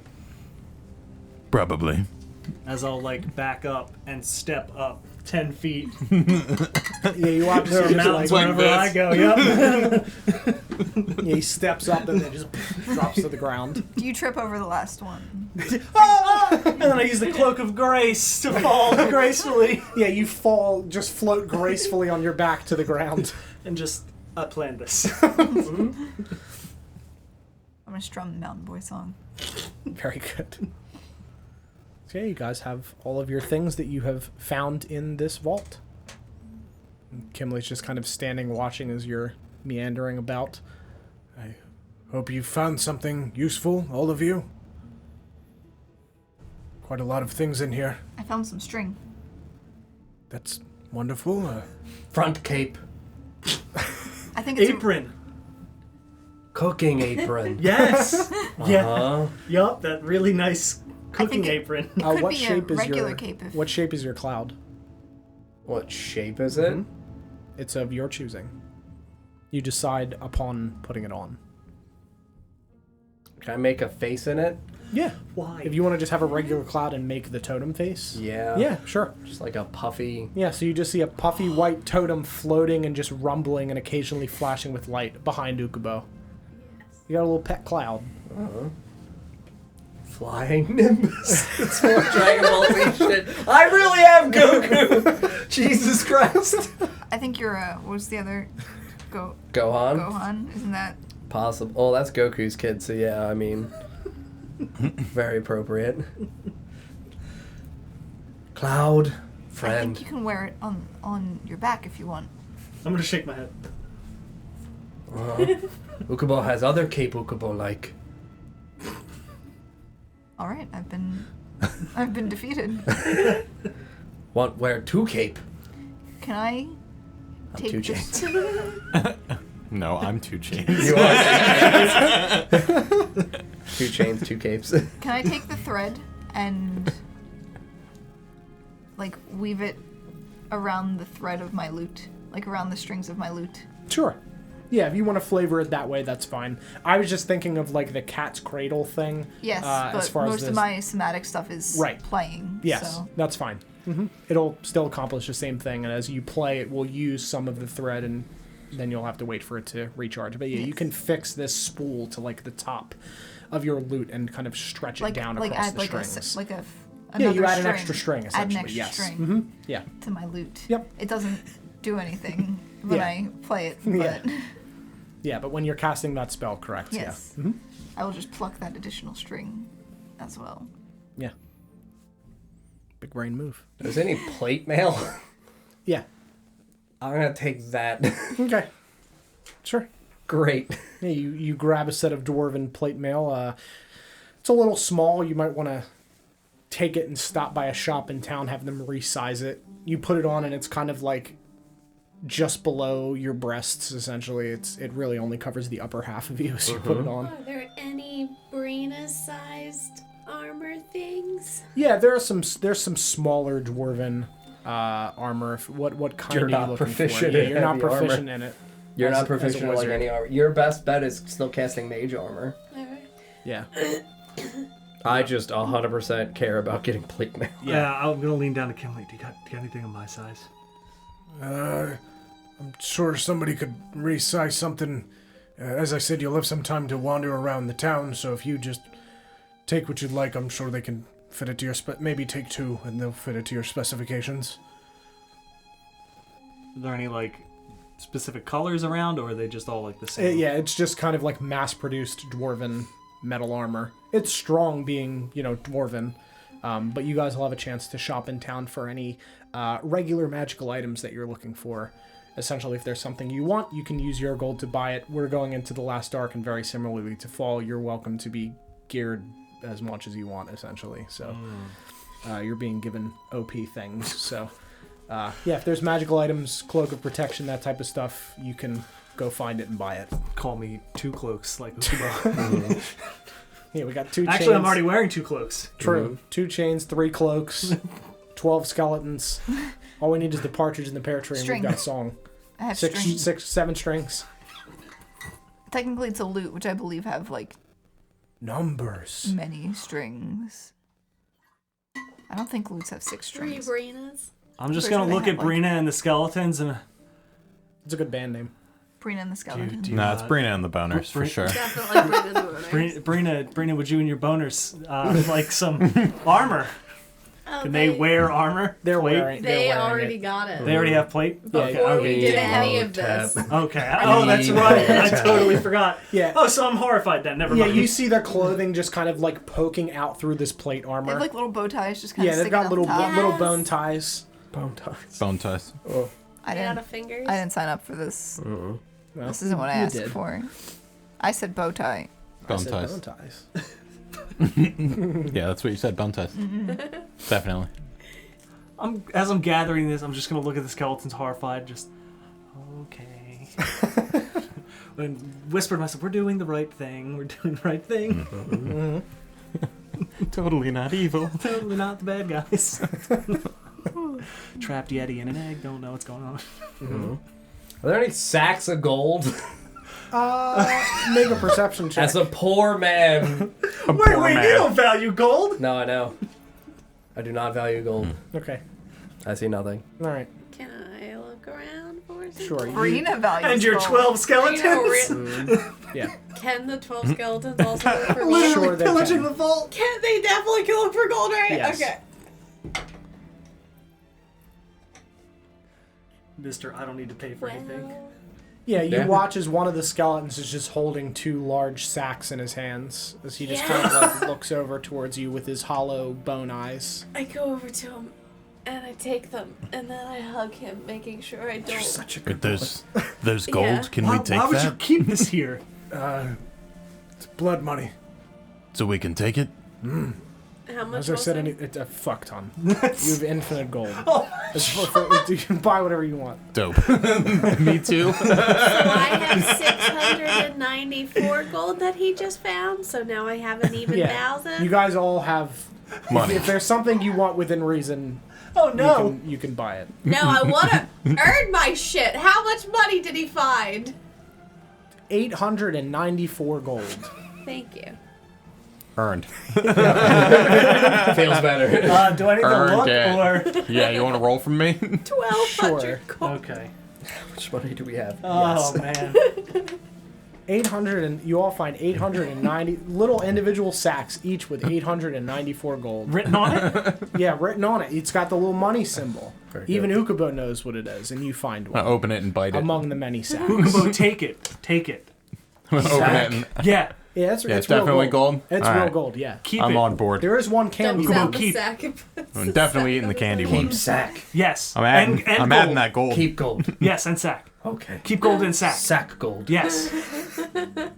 We're going shopping. Shopping. Okay. Take my sack of gold. Gold sack. When I look inside, is the gold literally bloody? Oh yeah, some of it is. Fuck How about the one that I yes. bit? No, that one wasn't. Does it look like You kind of cursed? found a clean one among Like, the dirty gold. Does it look like cursed Aztec gold? By any chance? Yeah, there are small faces It on is it. It's very cursed. strange. Oh, You just no. see a skeleton that little clearly was faces. like holding all of this gold that you just ripped it out of his hands. are we skeletons now? In the moonlight, maybe. In the moonlight, yeah, and Brina, your skeletons are now double skeletons. Yes. You can see through their 24 bones. skeletons. Yeah. Now you can see through the bones. They're cursed. They are cursed. Could you imagine? I need to go. Are there any bones in here? Yeah. There is I- a single set of bones. Just one. Yeah. Oh, that's This gonna is a make it vault of 13. treasure, but this guy was a greedy bitch and died in here. Does he have a scroll in his hand? Yes. I grab the scroll. No! What's the scroll say? You unfurl it and you see written on the top, Declaration of Independence. Perfect. Keep it. Very Keep good. the bones. Nicholas, no. Poor Yeah, Mr. Cage. you have his bones. He's 100% not going to obey your commands and steal the scroll back. We gotta save the day. Runs off as soon as you reanimate him. Oh. Yeah, I'm good to go, I guess. I don't think we need anything else, do we? I mean, not from here. We already have the Declaration of Independence. What else I'd do like we to need? go Is there any shopping. kind of like blunt weapon? I need a weapon. Yeah, there's a lot of weapons. Is there like Are a there big weapons fucking rock I can tie to my chain? Yeah, absolutely. God. Yeah, I mean this is a cave. There's big rocks. Just You can see there's even some that have like metal hooks on them that have been used as like mauls. Take one of those. Sure. Thank you. Mm-hmm. Shopping. Shopping? Ufrock will meet you back in the main hall in a few hours. And Kimberly walks over and just pulls a lever and for dinner? for dinner, yes, of course, before you set out tomorrow. Set out. What? I thought there was going to be an attack. No, you're going there. We're going there? Oh. Where are we going? Oh, no. What? With the... No. Everybody? Oh no, he'll brief you. What? What do you mean? He'll talk to you later about it. Just squint at him. This is a concentrated effort. We can't send all of the dwarves across the landmass. He'll explain in better detail why. It's not my place to say his reasoning for why he does what he does. Okay. He's a good man. Trying to do right by his people. Okay. We'll talk. I'm gonna leave. And as we're leaving, I'm gonna whisper Curio. What did you sign us up for? I didn't sign What us up did for you anything. do? I didn't sign us up for Are we anything. going to war? No, we're not going to war. I thought we were defending Fucking this raiding place. parties murder the children. yeah, everybody walking out. I would, yes. To be fair, we do have a small entourage with us of skeletons. I have a small entourage of skeletons. She could turn on us at any point. Did you even hear me? I'm whispering to Curio. Get out of my conversation. Go away. You're not Is it even the real you? Oh, Jesus. Yeah, it's true. But You she'll don't know. never know. Yay! I'm gonna run away. What is going on here? I'm running. I don't know. I'm gonna run forward, run out towards Oh, the... my end goal is to murder you with 3 of me.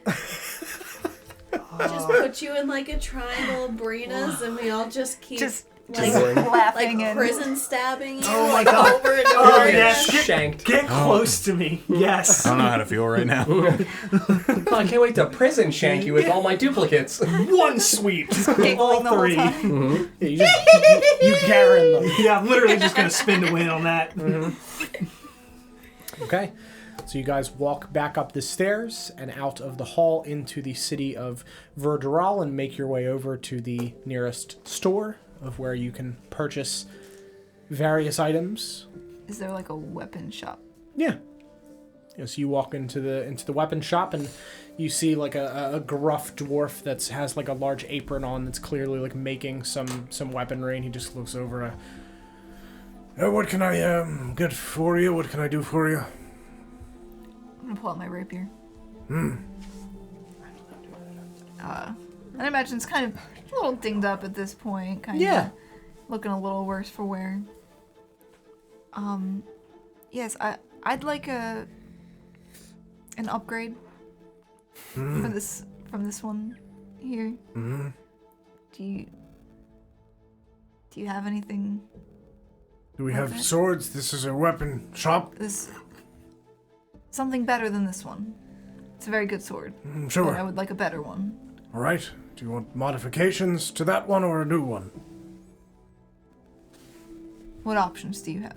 What's The two of those. Do you want yours modified or music, do you bad want a new one? I can make it good as new, or you can buy a new one. Do you have anything prettier than this? I could make it pretty if you'd like. I would like that. Sure, what would you like on it? Flowers, birds, rocks, or Rock. I whisper rocks, definitely. rocks, No. Mountains. This, mountains, mountains and rocks. Definitely mountains. Mountains and rocks. Rock mountain? can you put a dragon on it? Yeah, so rocks, mountain, and a dragon. Maybe a turtle. A turtle. Skip the turtle. Definitely. Two I turtles. am gonna persuade him to put a turtle on it. I'm going to persuade him not to. Okay, sure. These charisma. How's your charisma? It's very good. Did you roll a 17? Yeah. So did I. So she beats you since her charisma's higher as My a bard. charisma's +5. No, Yeah. it's +4. My So he... So I'm sorry, close. hold on. I know. I'm sorry, my persuasion is +11. Oh, Yeah. I'm very persuasive. Yeah. It's the only thing I'm very so good at. you hand over your weapon and watch as he walks across and just starts banging against the metal after he inserts into like a very hot stove and heating the metal. And he comes back a few minutes later with your weapon with a dragon engraved along the blade, and you now have a +1 rapier. Cool. Anything else for any of you? I'll pull out both my weapons and say, "Do you have these in magic?" We do, yes. How magic? As magic gets. Is there a level of magic? I'm not aware of any such levels of magic. You know, Just like more magic than they are right now. You don't have an enchanter here? Well, not really. We have some that are enchanted. But How enchanted are they? pretty fucking enchanted, sir. Can I see them? Yes, they're right on the wall here. Take your pick. How enchanted are they? Pretty enchanted. Pretty enchanted. They're What magical. kind of bonuses are we talking here? You know, +1 weapon and they're magical strikes. So Doesn't have anything more enchanted than that? nothing more enchanted than that. Just pretty basic enchantments. Sure. Mhm. Yeah. So- You get one of each.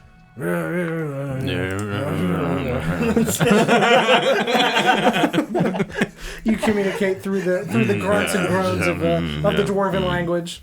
And you pull off two. What is it? A warhammer. Warhammer and a battle axe. Yeah, warhammer and a battle Plus axe. one and on each set one. on the counter. Yeah, +1. Have we ever actually seen his face?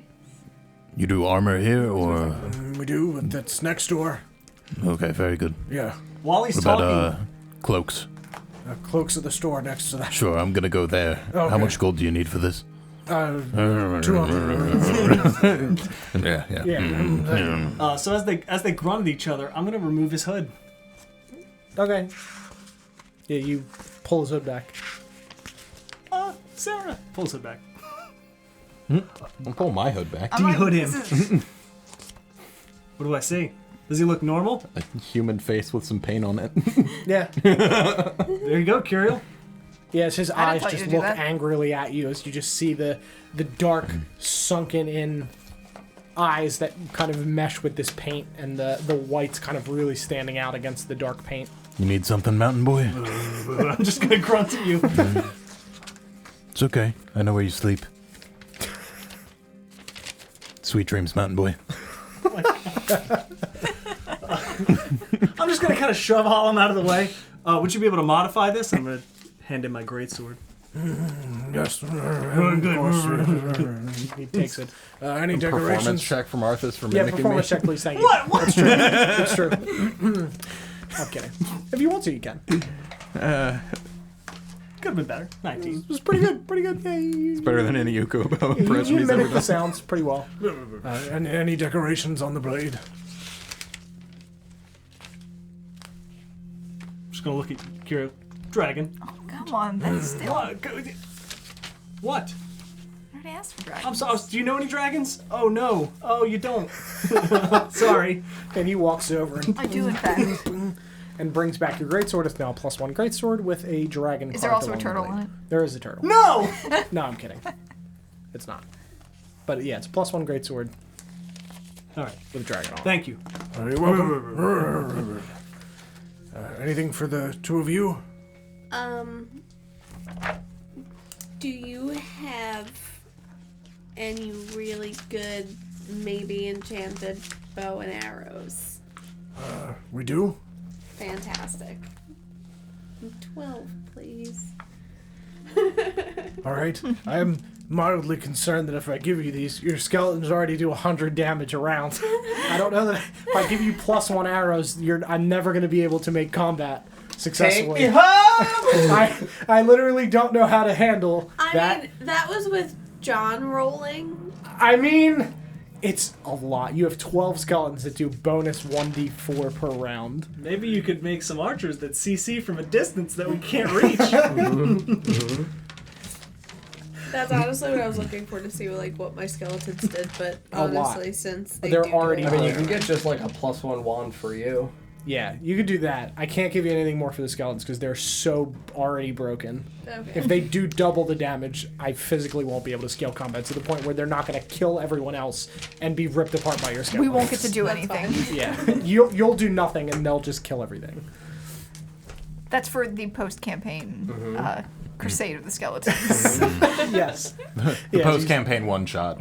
Yeah. Where she one-shots Where the everything. skeletons finally get their +1 arrows. Yeah. March of the Skeletons. It's like And March of the Brina Penguins. takes over the world. Yeah, it's like March of the Penguins. It's still narrated by Morgan Freeman. Freeman Morgan. Freeman Morgan. Yeah. Ukubo need belt, maybe one of dwarven kind. Yes, that'll be in the armor place next door. Ukubo need mace, maybe of terror. Hey, look, but that doesn't work. Just Google something. John's been Googling stuff. I'm so glad I have my Oshwamp pages where it's like all the magic items broken down for what's available to everyone. I'm like, which ones do I want for shopping time? John, what's that do? Say no. I get to make things within a 30-foot range. It's like a PBOE fear. They're frightened of me for 1 minute if they fail the wisdom save. It's DC 15. Intimidating shout. Yeah, correct. Actually, I almost took a feat that does that. Mm-hmm. For my dragon. Dragon's Roar or whatever Yeah. I think it is. Yeah, we've got that right over there in this bin. In a bin. In a bin. It's in the discard bin. Is this thing valuable? No. Fuck. No. Okay. Ukubo take. You can have that for free. We were gonna throw that out. Thanks, I'm glad I still have all my money. Yeah, we were sending it to an orphanage. It's a mace of terror. To an giveaway. orphanage. Sorry, to an orphanage? Yep. The sisters have them. Nina has it. Nina definitely got a hold of it. She's been beating the shit out of Grimdark. No, I'm beating the shit out of Bran. Yeah, Grimdar's not You afraid. can't find Bran. Grimdar's not afraid because he's too dumb, so it doesn't matter. Maybe have way to enchant Turtle Shield. Sure. Here you go. Thank Turtle you. shield makes me a little uncomfortable. Wait, I asked him if he could enchant things. He said no. No, I can't. But I can modify one of the shields that we have existing. Whoa. Okay, I was like, whoa. Yeah. +1. Maybe he just doesn't like you. Very good. Bam! There you go. Thank you. Got a +1 turtle shield. It's very nice. What is it made of? Turtle. Oh, that's... Giant turtle. I've never seen one before. Runs Ukubo Tavern. Oh, okay. No, Kubo. No.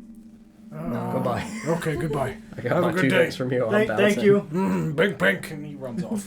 Bing. He disappears. Just add that delicious Wait, we mace never of got a terror. description. What did he look like? It was Grimdark. Yeah, so you go next door into the... Probably why he liked me, because I'm equally fucking stupid. Oh, finally, somebody told That's why, me. that's why he was just grunting. I missed the blank stares. I know. Oh, into my soul. They'll never go away, Paul. Grimdar, we have to go. Oh. We're finally awake. Yeah. So you guys head next door. Hollum, you're heading to a clothing store. Armor first. Armor store. Okay. Yeah, Yeah. the You armor guys. smith. You guys. And you're in the armor store now. Could you make this fit me? I'm gonna just Bink. hand in the two. He ran over. Is it the same guy? He's at the restore. He just hits it. He hits it with his Is that like hammer. a connecting door that was just... No wonder he Are rushed all- out so fast. Are all these stores like in like a circle? Yes. There's like a central. It's door. a ring. It's a horseshoe. Yeah, yeah, it's just a horseshoe. Oh fuck! They gotta go next door.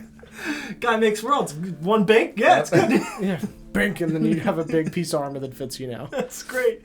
Thank you. And he just hold on, and he just pulls out like a can and sprays it gold for you. Thank you. Oh, you're welcome. I needed it to match with your other stuff. Thanks. Yes, you have gold sticky painted Great. +1 armor. Wait, what? Isn't it the plate mail? Oh yeah, plate. Got a breastplate Yeah, more magical than this one. sure. Is there one you have in mind from the items? A +1 breastplate. Or do you have like a? About like a got like an adamantine breastplate. Sure. And he pulls out a metal breastplate and spray paints it green and hands it over. Here you go. Good enough. Anybody else? Maybe have adamantine plate. Here, give me that one. Here you go. He didn't even think it. Doesn't matter. Doesn't have to. I believe it. Can you do that to this? I pull up the rapier again. There you go. It's the dragon green now. Yeah, it hasn't done anything. It's just green. I'm gonna cast prestidigitation. Clean it up. Okay. He You just like cover starts my to arm. slowly back away. Anybody else need anything? No, I'll be at the cloak shop. Okay. He runs. Would the belt for me be in here or there? Oh yeah. He Bail. yeah, Yeah. he comes back. Very good. You said someone said I got a call. You need a belt? One of maybe dwarven kind. Oh yeah. Do you have Dwarf. one? Do you have one? No, Like you a leather have one? Do you have any belt? We'll have belt. Okay. Bink. There you go. Wait, what's that? Belt. I take off my belt and hand it to him. No. No, his face. No, he takes it. Bink. There you go. Thanks. That's okay. It's fine. Do you have a belt of fire giant strength? Sure.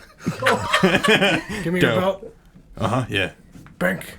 He sprays a little red happy face on it. Here you go. I accept. So do you run all these shops, or I don't know what you mean. Bazooka Boat runs out of the shop? I don't know what you mean. Look. And he runs. I see like a He little. pushes through the wall. And Is it he spins. sweating at the third store? Yeah, you walk in and you just see him standing behind the counter and just visibly sweating. Don't you hot- have any friends? Hot one today. Whew. You don't have any friends around here? Yeah, the guy next door. We get a drink every night. What's his name? Ted. Ted? Ted. Do you know any Tims? Fuck Tim. Okay. I don't like Tim's. Anyways, cloaks? Yeah, the Yeah. kind. Hold on, I gotta think about that. Okay, sure, take your time. I'd like a cloak. What do you got? What do you got? Oh, actually, Everything you see on the shelf. all right. Oh, point at one at random. Sure. Let me check the shelves. Let's see what Some good looking shelf. It's red, of course. How many cloaks can I wear? Maybe have mantle of spell resistance. Oh my god. Ukubo need third cloak. I'm sure you'll be hitting us with a lot of magic, the giants and orcs that we're gonna slaughter. Yep. Or ring of protection. Sure. Ukubo have to stay safe. Give me your cloak. One of them. Your basic one. I'll give him my basic cloak. Pink. There you go. Pink. Here's a ring. And you can tell that this is like Is he marrying me? yeah, this is like a plastic soda bottle like tip that he's spray painted with silver, but Very it is good. a ring of protection. Got a ye old cloak of protection. Sure. Yeah, I was gonna. You have it in Pink. black? Yeah, Pink. There you go. Perfect. Dom, what did I point at? Cloak of protection. Oh, they're all Do you have a cloak of the manta ray? What does that do? You can breathe underwater. Sure. They don't ever come up. Bink. Here you go. You know what? It's come up for me before. True. So. There you go.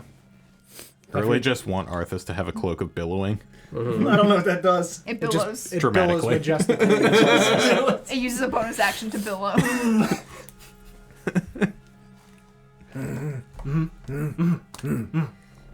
Yeah, Bink. Here. I give him my cloak. Okay. Yeah, Bink. Yeah. No. Oh. Bink. Did it fix it? Bonk. And then he hands it to you. What did he give me? Cloak of protection. Okay, good. Yeah. Put on my cloak. Magical items shop is next door. Wands and things. That's the name of the store, Wands and Things. Oh, I start to back Start out. to go, to wands and things. Can I get one of those ring of protections? Oh yeah, and he just tosses it, and you can see as you like catch it, you see a cardboard cutout of the shopkeeper standing there, just kind of like hand outstretched, and you see the wall just spin. Is it painted onto the back wall? Like it spins and it's on the other side of the. Yeah. Oh, God. Does it And you grunt? guys, no. You guys walk next door, and you walk into Wands and Things, and you just see him like, Long day. Really not into this sort of store. Okay. Not really my jam. Uh-huh. Do you have any more of those rings? That's next door. I begin to walk next door. Oh, I've got deals on rings over here, though. Oh, you do? You pay here, and then you pick them up after everybody leaves at once. Oh, really? Okay. It's the same cost, but it's a savings from me to you. Oh. Okay, good. Yeah. Anybody want anything in Wands and Things? Sure, what do you got? I got a +1 wand that's made of wood. What kind of wood? A stick that I found. Is it a pretty stick? Definitely. Can you paint it black? Perfect. Here you go. Thank you. You're welcome. Maybe have nice necklace in here. Maybe one of proof against poison. Sure. Just got stabbed by poison other day. There you Not go. want to get stabbed by poison again. Delicious. Anybody else want anything? I'm just gonna fun? look at that. No more poison stabs. Just gonna Yeet. put it on. Yes. What is it? Periapt, P-E-R. I'll show you how to add this stuff in D&D Beyond. Anyone else look for anything? Anything you like? If not, there's general provisions next door. Let's go there. Ukubo feels suitably overpowered now, thank you. You're welcome. Decked out in my pajamas. that's true. My cowboy I just have pajamas and multiple cloaks on. Ready for warmonger. Oh, shit. Can you do anything with this? I'll take the hat off. The cowboy hat. Yeah, 1 second.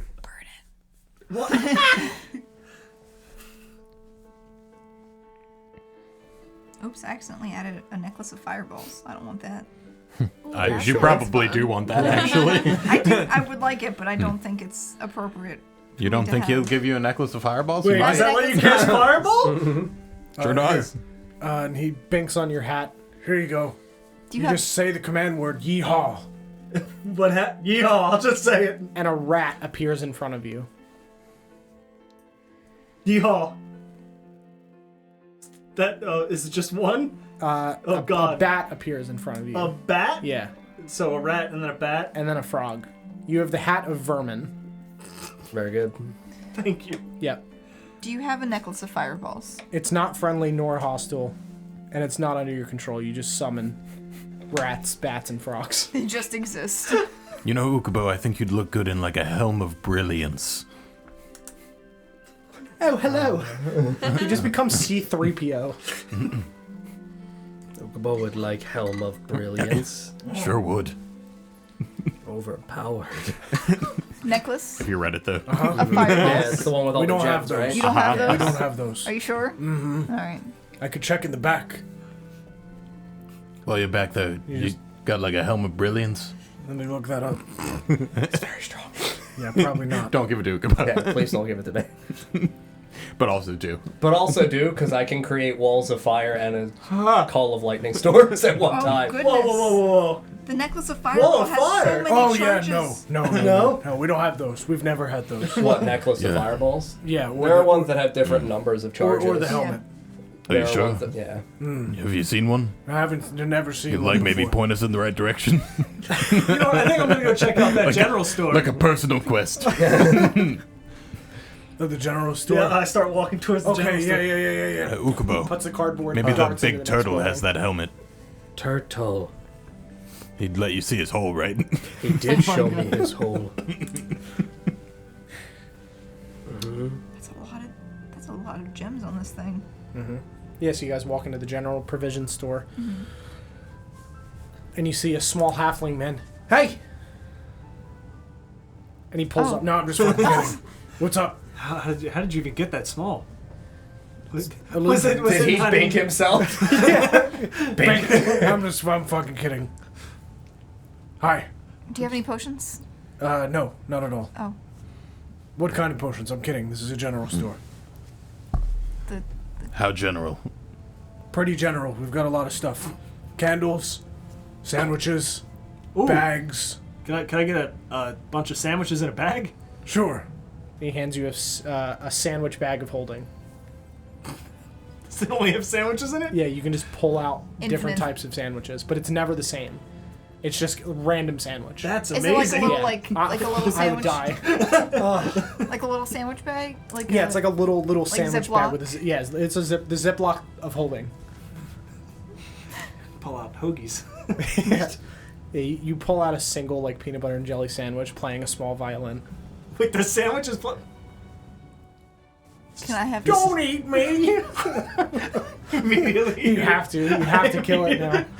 As the violin stops. Yeah. I mean, there's Can I mine. have the violin? He has consumed the violin, unfortunately. Start spitting it out. Prestidigitation. Enjoy your broken small violin. Yeah, you clean it up. You got a small violin. Anybody else? Anything? What else you got? Whatever you want. That's too much choice.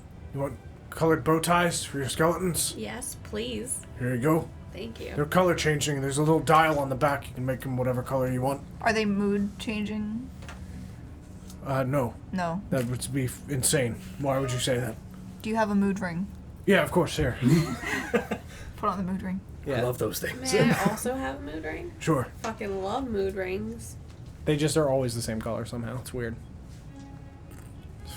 It's really weird. The magic behind it is not understandable. It's very strange. Do they not change color at all? No, they do. They don't. Well, now I'm very upset because I thought I had a Oh, mood now ring. it's changed colors. It did? Yeah, but you look at the diagram and it doesn't say that you're upset. It's wrong. It's changed color, but it's not the That's right fine. color. I just wanted to change color. Yeah, it did I change just, color, like- just not the right one. I just like No, I'm breathe on it happy. a little bit. Yeah, and It, Yeah. I normally that would make it like a warmer, like a brighter color. Yeah, but it's it- cold. It's cold, Yeah. so it freezes and cracks and falls to the ground. And you've ruined it. He hands you another one. Here you go. thank you. Two for a gold. Here's just take a bag of them. I just have a bag of mood rings. Yeah. Bag of mood rings. I'll give one to everyone. Thank you. Yes, now I have two. Oh, can you give one to each of my skeletons? Are there enough to give one to each of the skeletons? Yes. Yes! So, I have to go back to the armorsmith. I'll be right back, guys.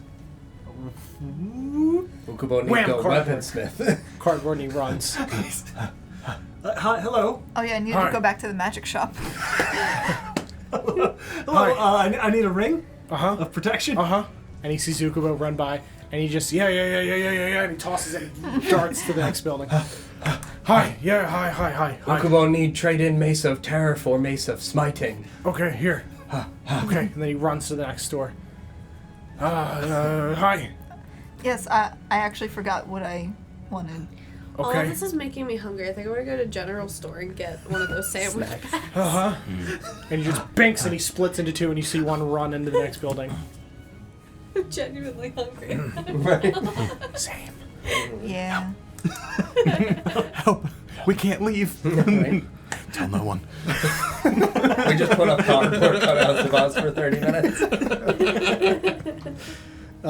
Yeah, so for efficiency and speed, you guys get whatever it is that you would like from the store. I was told I couldn't have a necklace of fireball. You cannot have a necklace of fireball. You're sure there's not a helm of... There's not a helmet. I would like the combat to at least be remotely challenging. It won't be, but it's fine. Well, we're now immune to poison and criticals. Yeah, so Oh! yeah, it's fine. Adamantine. +1, nah. Wait, is it real adamantine? Yeah. Adamantine. It's fine. I also have advantage on persuasion checks with dwarves. Yeah. I set the belt! Yep. Try and get the You gonna grow a the beard in the fireball. morning? I hope so. Yeah, so you guys finish up your shopping and you make your way back to the hall to meet up with Ufrock. And you walk inside and you see a large feast being set up and you see the figure of Ufrock sitting at the back of the hall. So you recognize him, but for those of you who don't know what he looks like, he has light brown hair and beard, both braided and filled with silver beads and bands. The beard smooth and groomed below 5 smaller braids that sit on top of it. He has large iron-toed leather boots that he has just kind of outstretched in front of his large chair. A deep purple shirt, a smoky gray-colored cloak with a runic pattern on the shoulders, and a large leather belt with a silver buckle. Across his chest is a leather band upon which sits a dagger with a wooden handle that is bound and sheathed. And he looks over to you, Mountain Boy! Mountain Frog. boy. How you doing? Mountain boy! you guys start singing and Yeah, playing? hell you yeah. hear some people singing as they're setting up, Oh, Mountain Boy! I'll just wait. I'll do the Princess Diana wave. As you walk through, and you walk to the back, and Ufrock just, Please sit. The food will be delivered soon. I see you've brought your friends. Yep. And some horrifying skeletons. In And they your all put up dwarven their armor? guns. yeah, they just, and adjust their little bow ties. Can they have What color bow are their ties of bow brilliance? Bone ties. All of their bone ties. Bone Bone tides. ties. That's a The horrible bone tide. form of nature. Oh, died. I kind of A wave of bones. Yeah. Are all Oh, God, the multicolored. bone sea. The bone But just tide. imagine fucking Return of the Kings, but instead of green spectral figures, Oh, it's just yeah. horrifying Good. skeletal creatures. That'd be good. That's the bone tide rolling That is the in. bone tide. Welcome to Oshwamp. Yep. Hi, welcome to Oshwamp. I'm John. Get in the walls before the bone tide rolls through. Oh my goodness, that's horrifying. Welcome to the north of the city. Welcome to Kelsey's new campaign. Right? The bone tide. The bone tide. Mm-hmm.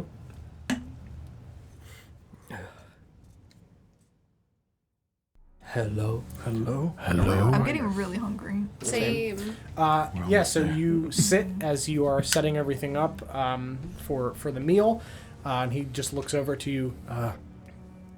Appreciate you doing what you did, going out of your way to find Belfier and bring the key home. Of course. There's a little bit more moving around than I thought. I wasn't aware that he'd left Ternsby. I apologize for the difficulty in your journey, but I hope that it was worth it and satisfactory for you. It was. Met all these weird people. A lot of strange people out there. I'm just gonna look at Brina and then Harlem. Is there a problem, Mountain Boy? Sorry, was I speaking to you? Mountain Boy? Was I speaking to you? You sure as fuck looked at me? Is Mountain this boy. pajama party? It can be. Okay. And then Ufrock just kind of waves somebody over, and he whispers in his ear. The guy runs off. Pajama party. Oh. You'll have to change before dinner. Okay. But I assume you are still okay traveling to war? Just look at Curiel. Of course. I think we need a bit more explanation as to what this war is. What mean? Well, as Arthas knows, my father, Dungrir Oakhelm, was killed when he took the Vur Dural army 10 years ago to fight the orcs in the mountains. And Arthas came to me on... Yeah, the Ukubo's just playing his bongos. Excuse me, I was playing the bongos and they Your were fucking great. Like, I have them out and your skeletons are just playing them. Yes. And Arthas came to me on the 10-year anniversary of my father's death in the mountains, which I took as a non-coincidence that someone out there sent you to me that day. My father was a proud man and tried to do right by our people in the only way that he knew how, which is through strength. I am more under the opinion of that of my grandfather, who thought that war was not the way to handle relations with other species. But my father did not agree, and upon his father's death, he made a plan to attack the orcs.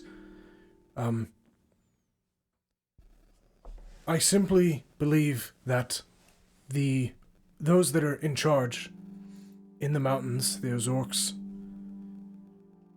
I do not wish for there to be bad blood between them and the dwarves, and I fear that the relationship is too sullied at this point. And I would like some form of revenge for my father's death. Despite his weaknesses, he was a good man.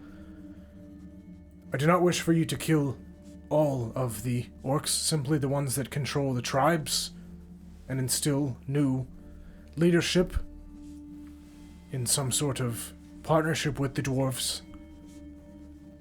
So I will send a few of my best men with you. Kimley will go with you. And you have the egg. You can use that as you wish. A distraction or a fighter alongside you, whatever you wish to use it for is up to you. But I do not wish for you to slaughter all of those in the mountains.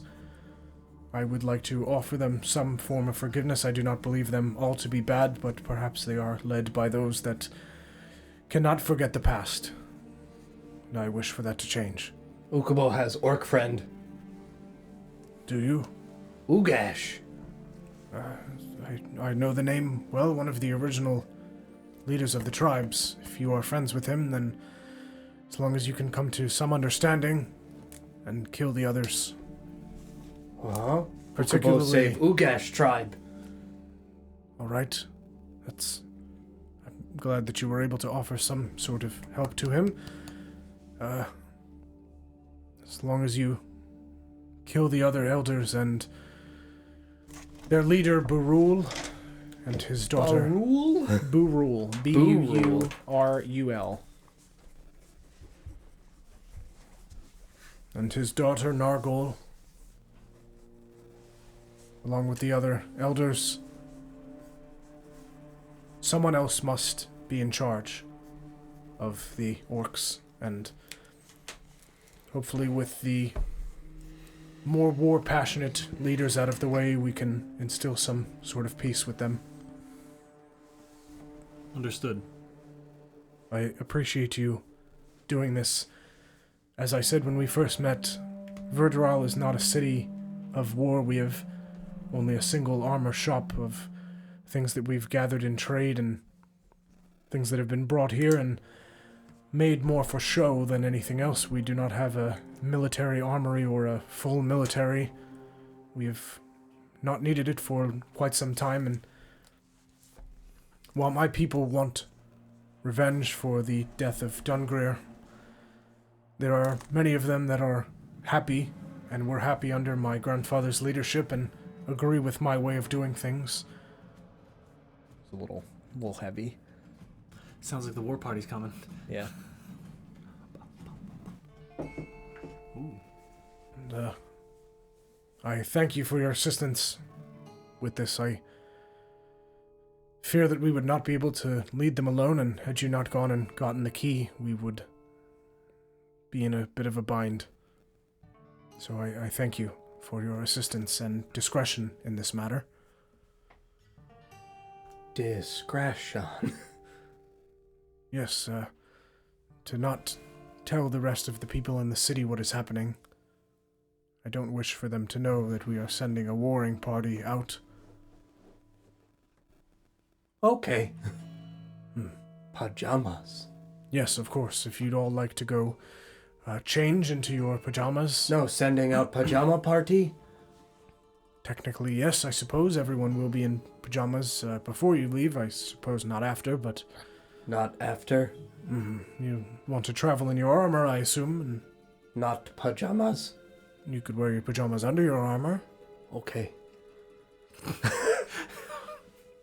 Ready for war, Arthas. Yeah, yep. Okay. Comfortable. Comfortable. Okay. Well, if you'd like to head to your room and change and make your way back here, we will feast Of course. before you leave. Thank you very much, my friend. You're welcome. He just And I'll reaches shake- out and yeah. he just shakes These your are hand. my and- combat PJs. yeah. Yeah. Ukubo's combat PJs of Silk Of purple the storm? pajamas. Yeah. I got a cloud behind me. No one's freaking out about that shit. Yeah. The PJs of protection. Ooh, I like Yeah, that. so you guys make your way back to your room, and I'll give you a moment if you guys would like to talk amongst yourselves about what has just happened and the information you have just learned, and then we will make it back to the feast, and we will end the episode with you guys heading out. Absolutely not. This is crazy.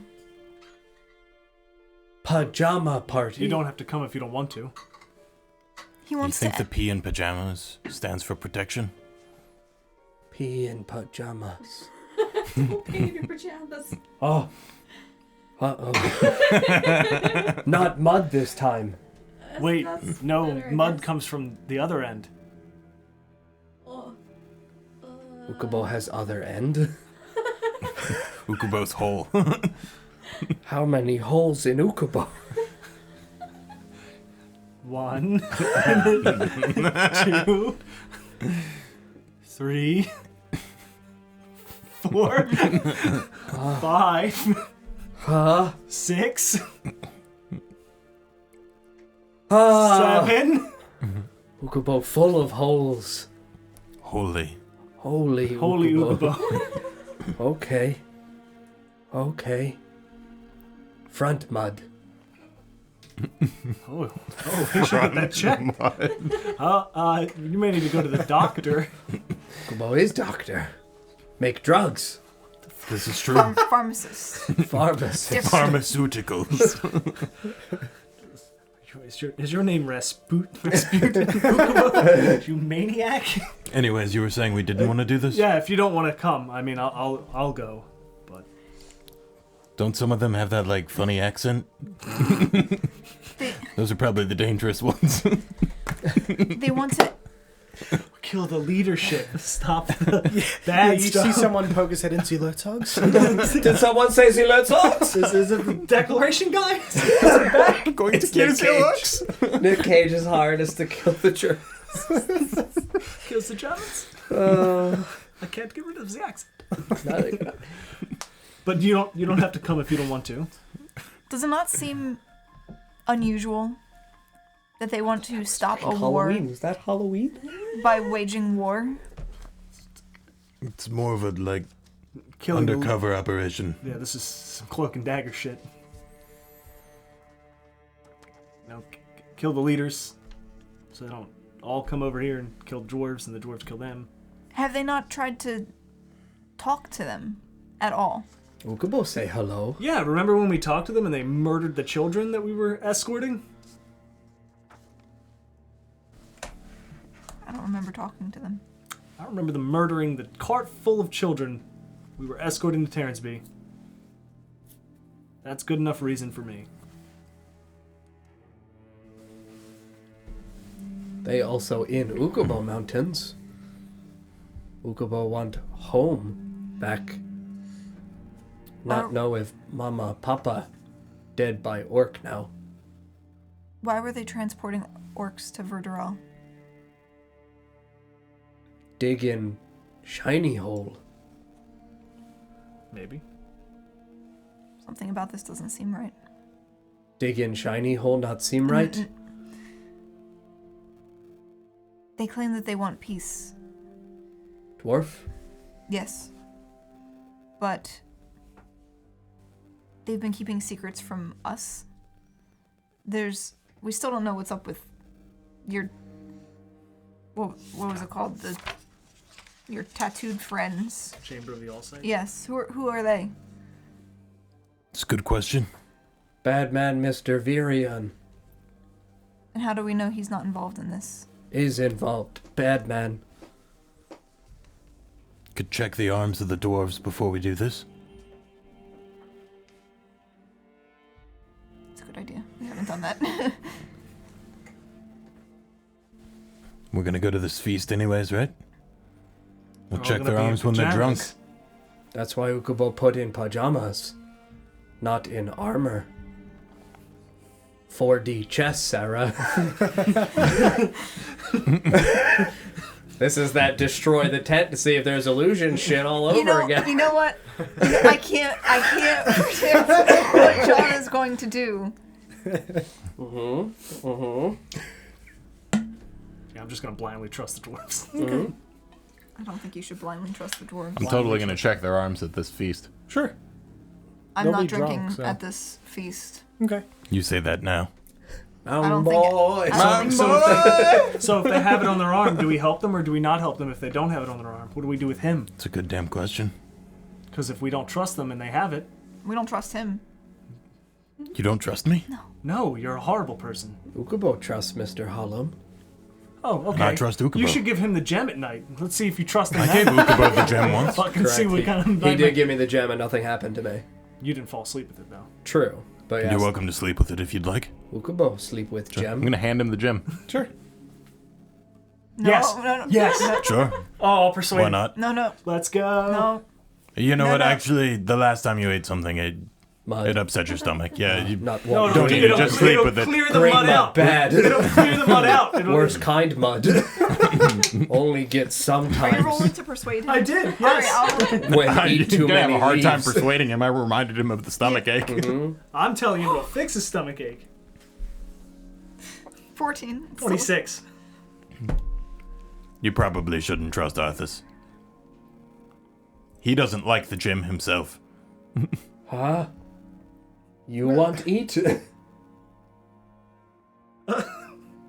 Do you throw it? Make a sleight of hand check, please. Do you toss it to your skeleton? Yeah. Oh, I broke it. 17.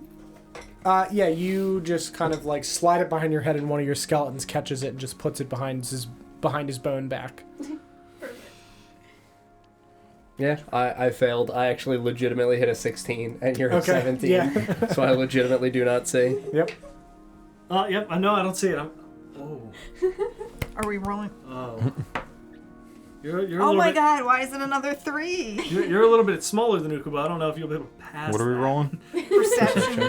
That's a 6 from me. You'd be surprised. Nat You're gonna 20. make mud. Yeah. So you see it happen. Yeah, I'm just gonna go over and Yeah, you take it from the skeleton's Let's hand, give it to Ukubo and later. he winks with his bone eyes. How does he do that? What does that very look like? Does his fucking Yeah, his orbital bone- bone collapse Yeah, in? just Oh, do I see that? no. Okay, good. Ooh. Or do they have like faint lights in their eyes? Yeah, just light bulbs for eyes. Hey! No. That's his thing. No. That's the orange eyes in the sky, Paul. No, they don't have eyes, but he does blink his orbital bone. It's like Sans. Yeah. Yeah, exactly. Yeah. Mm-hmm. All right, you guys want to head to the dinner? I don't- No, we didn't decide whether or not Oh, the sure. things on their arms were bad or good. It's bad. I mean, you could do a trust fall. See if I catch you. He probably won't. While this is happening, Go I for put it. my Only one way to find out. skeletons in their You trust fall pajamas. first. Okay. Sure. Okay. Doing it. Okay. You catching him? Yeah. Okay. Yeah, you. It's your turn. I don't trust you. And I walk out. Never know.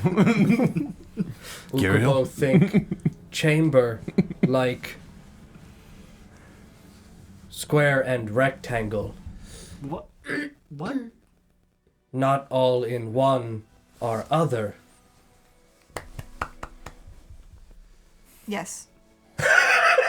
Most sense he's ever made in Kiriel's eyes. I've like stopped walking out the door. Like what? What? Learning. Learning.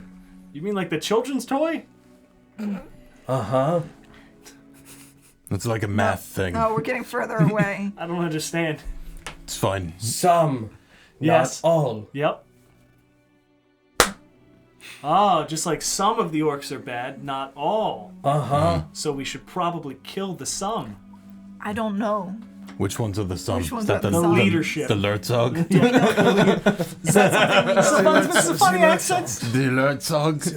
Mr. Hallam and Mr. Bilbo not no leader. Need no leader. Why become leader? How?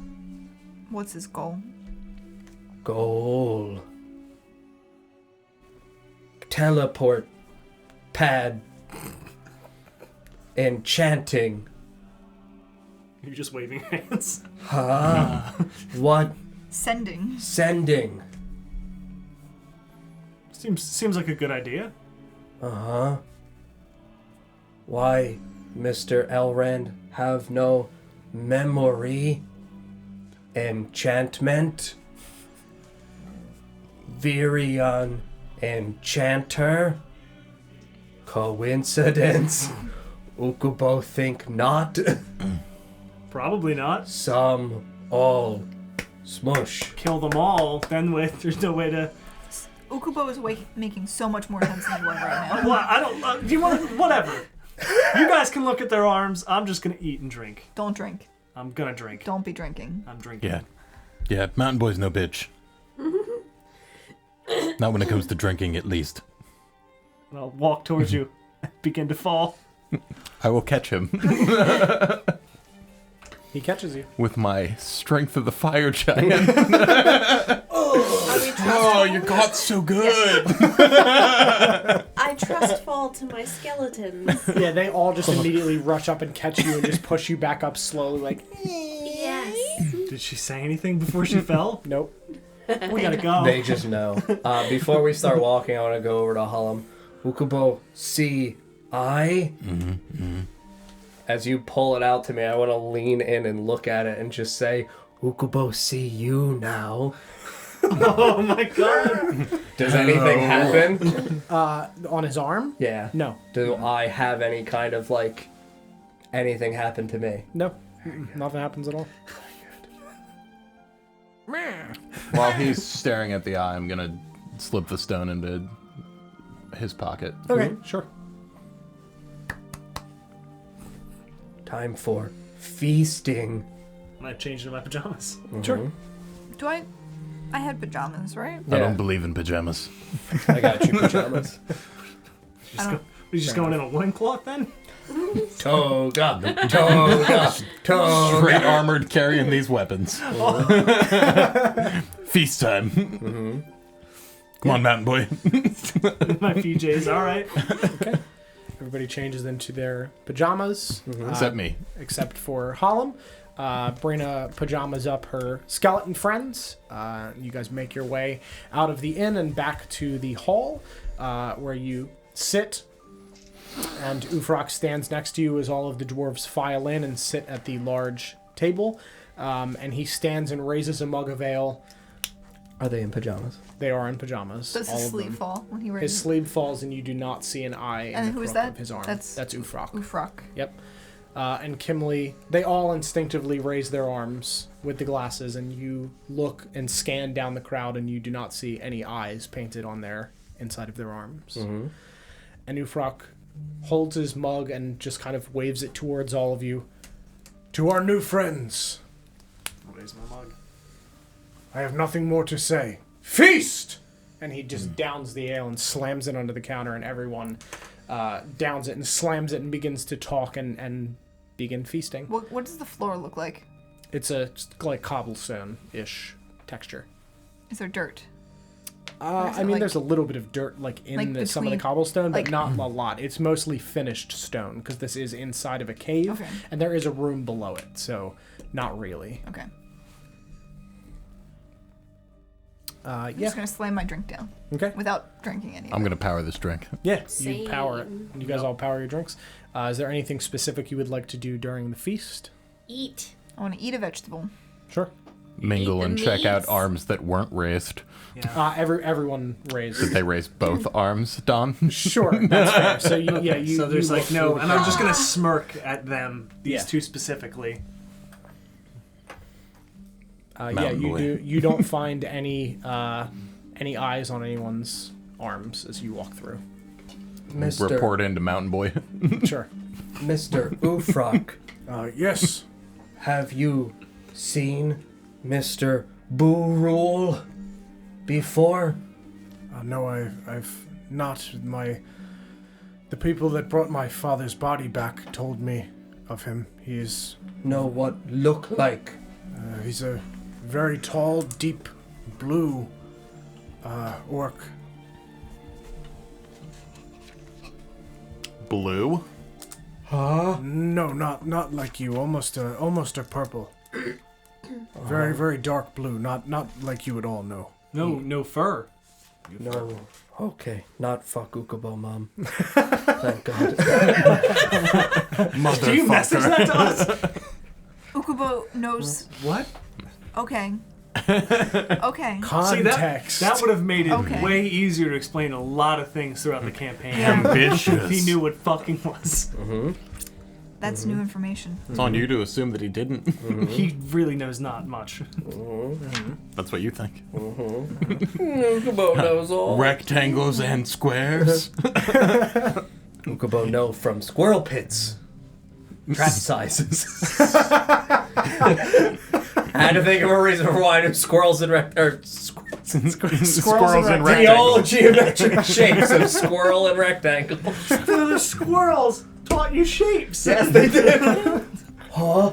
Uh-huh. See, Basic math. Uh-huh. we learned it from squirrels. Yep. Squirrels teach Ukubo geometry. This just backs up my point. Blueberry pie. 3.14.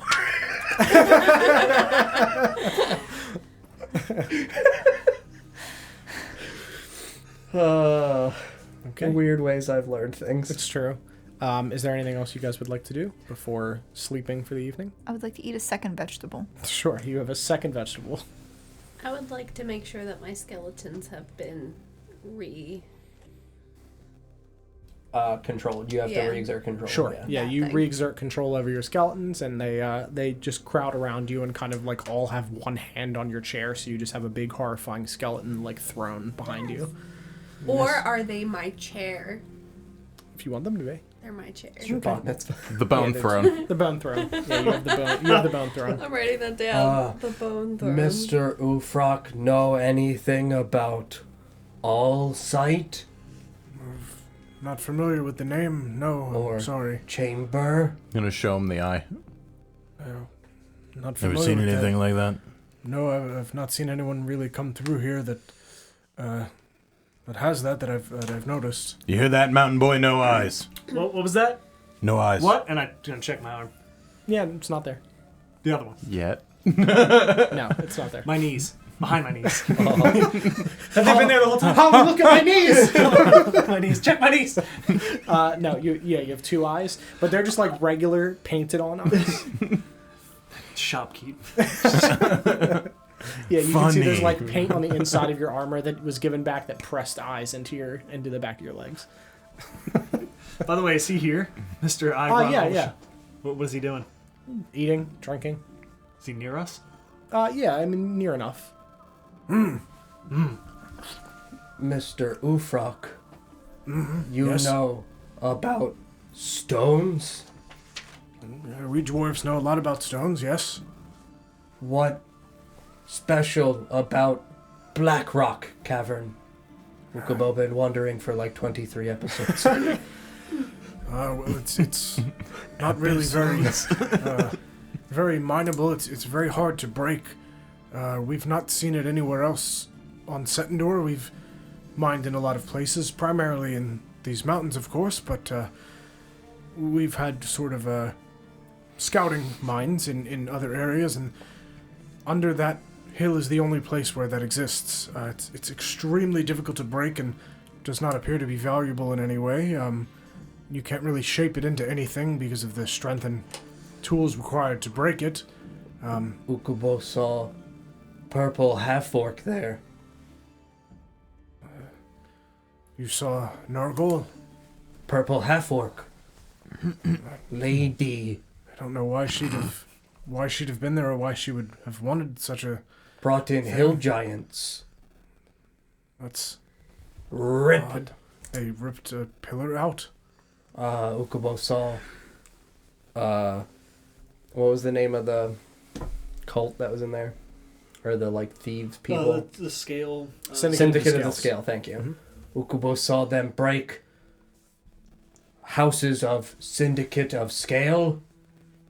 Smash. Clear. Nothing inside. Said it can be used. But then Ukubo and Brina go back. No one there. They must have taken some of the rock back to the mountains. I can't imagine why, though. I don't know what purpose they'd have had for it. It's not very useful. It's too hard to do anything with. So Even- remind me, as a player, what color was the Oblex when it became a puddle? Was it green or was it black? It was like a dark black, and its eyes were like blackened over with Okay. like a smoke. Okay.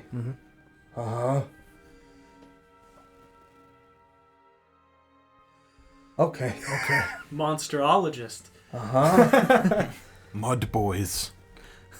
No. Ukubo filled cave with mud. Mud came life. Ukubo is all father. From my mud emerges life. Ukubo is all the sight. I'm just gonna eat something. Yeah. So you guys continue eating and drinking and celebrating your successes and your long journey ahead. And as the night comes to a close, everyone starts to filter out and head back to their homes. And Ufrock just looks over to you one more time. If you could... Kimley will meet you by the main gate in the morning early before the rest of the city rises. And you can head out. I will be there to send you on your way. Okay. Thank you again for all of your help and what you've agreed to do. It, I think, will make Settandor a better place and help the world heal from the past wars. I thank you. He just reaches his hand out towards you. Thank you. Goodbye. Yeah, and you guys make your way back to the inn and settle down to sleep for the evening. Is there any last things that you guys want to do before bed, or? I mean, I'm gonna go sleep with Ningol again. Sure. Yeah, you make your way down and help him kind of clean up the tavern as the last guests make their way out. And you make your way back to his cave and you sleep on his bed with him. Brina, With the you're stone. on your skeleton bed. Yeah, with the gem. Okay, yep. Yeah, you step back onto the hands and they just... Yes. I'll look at Tip Hollum back. again. Really is fucked. Sleep well, mountain boy. Ukubo has the gem tonight. You'll be fine. If I have any nightmares, You should be fine. I'll beat you senseless. You can try. I'm gonna pat my belt.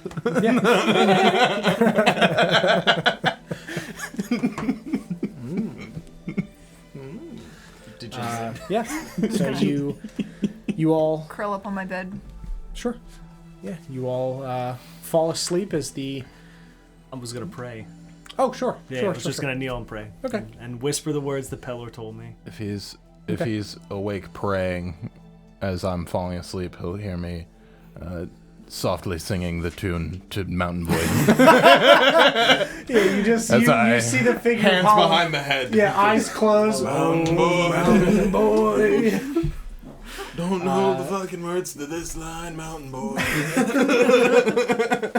Yeah, so you pray and utter the words of Pelor as everyone falls asleep, and you fall asleep with the gem in Ningal's sleep hole, and that's where we will pick it up next week.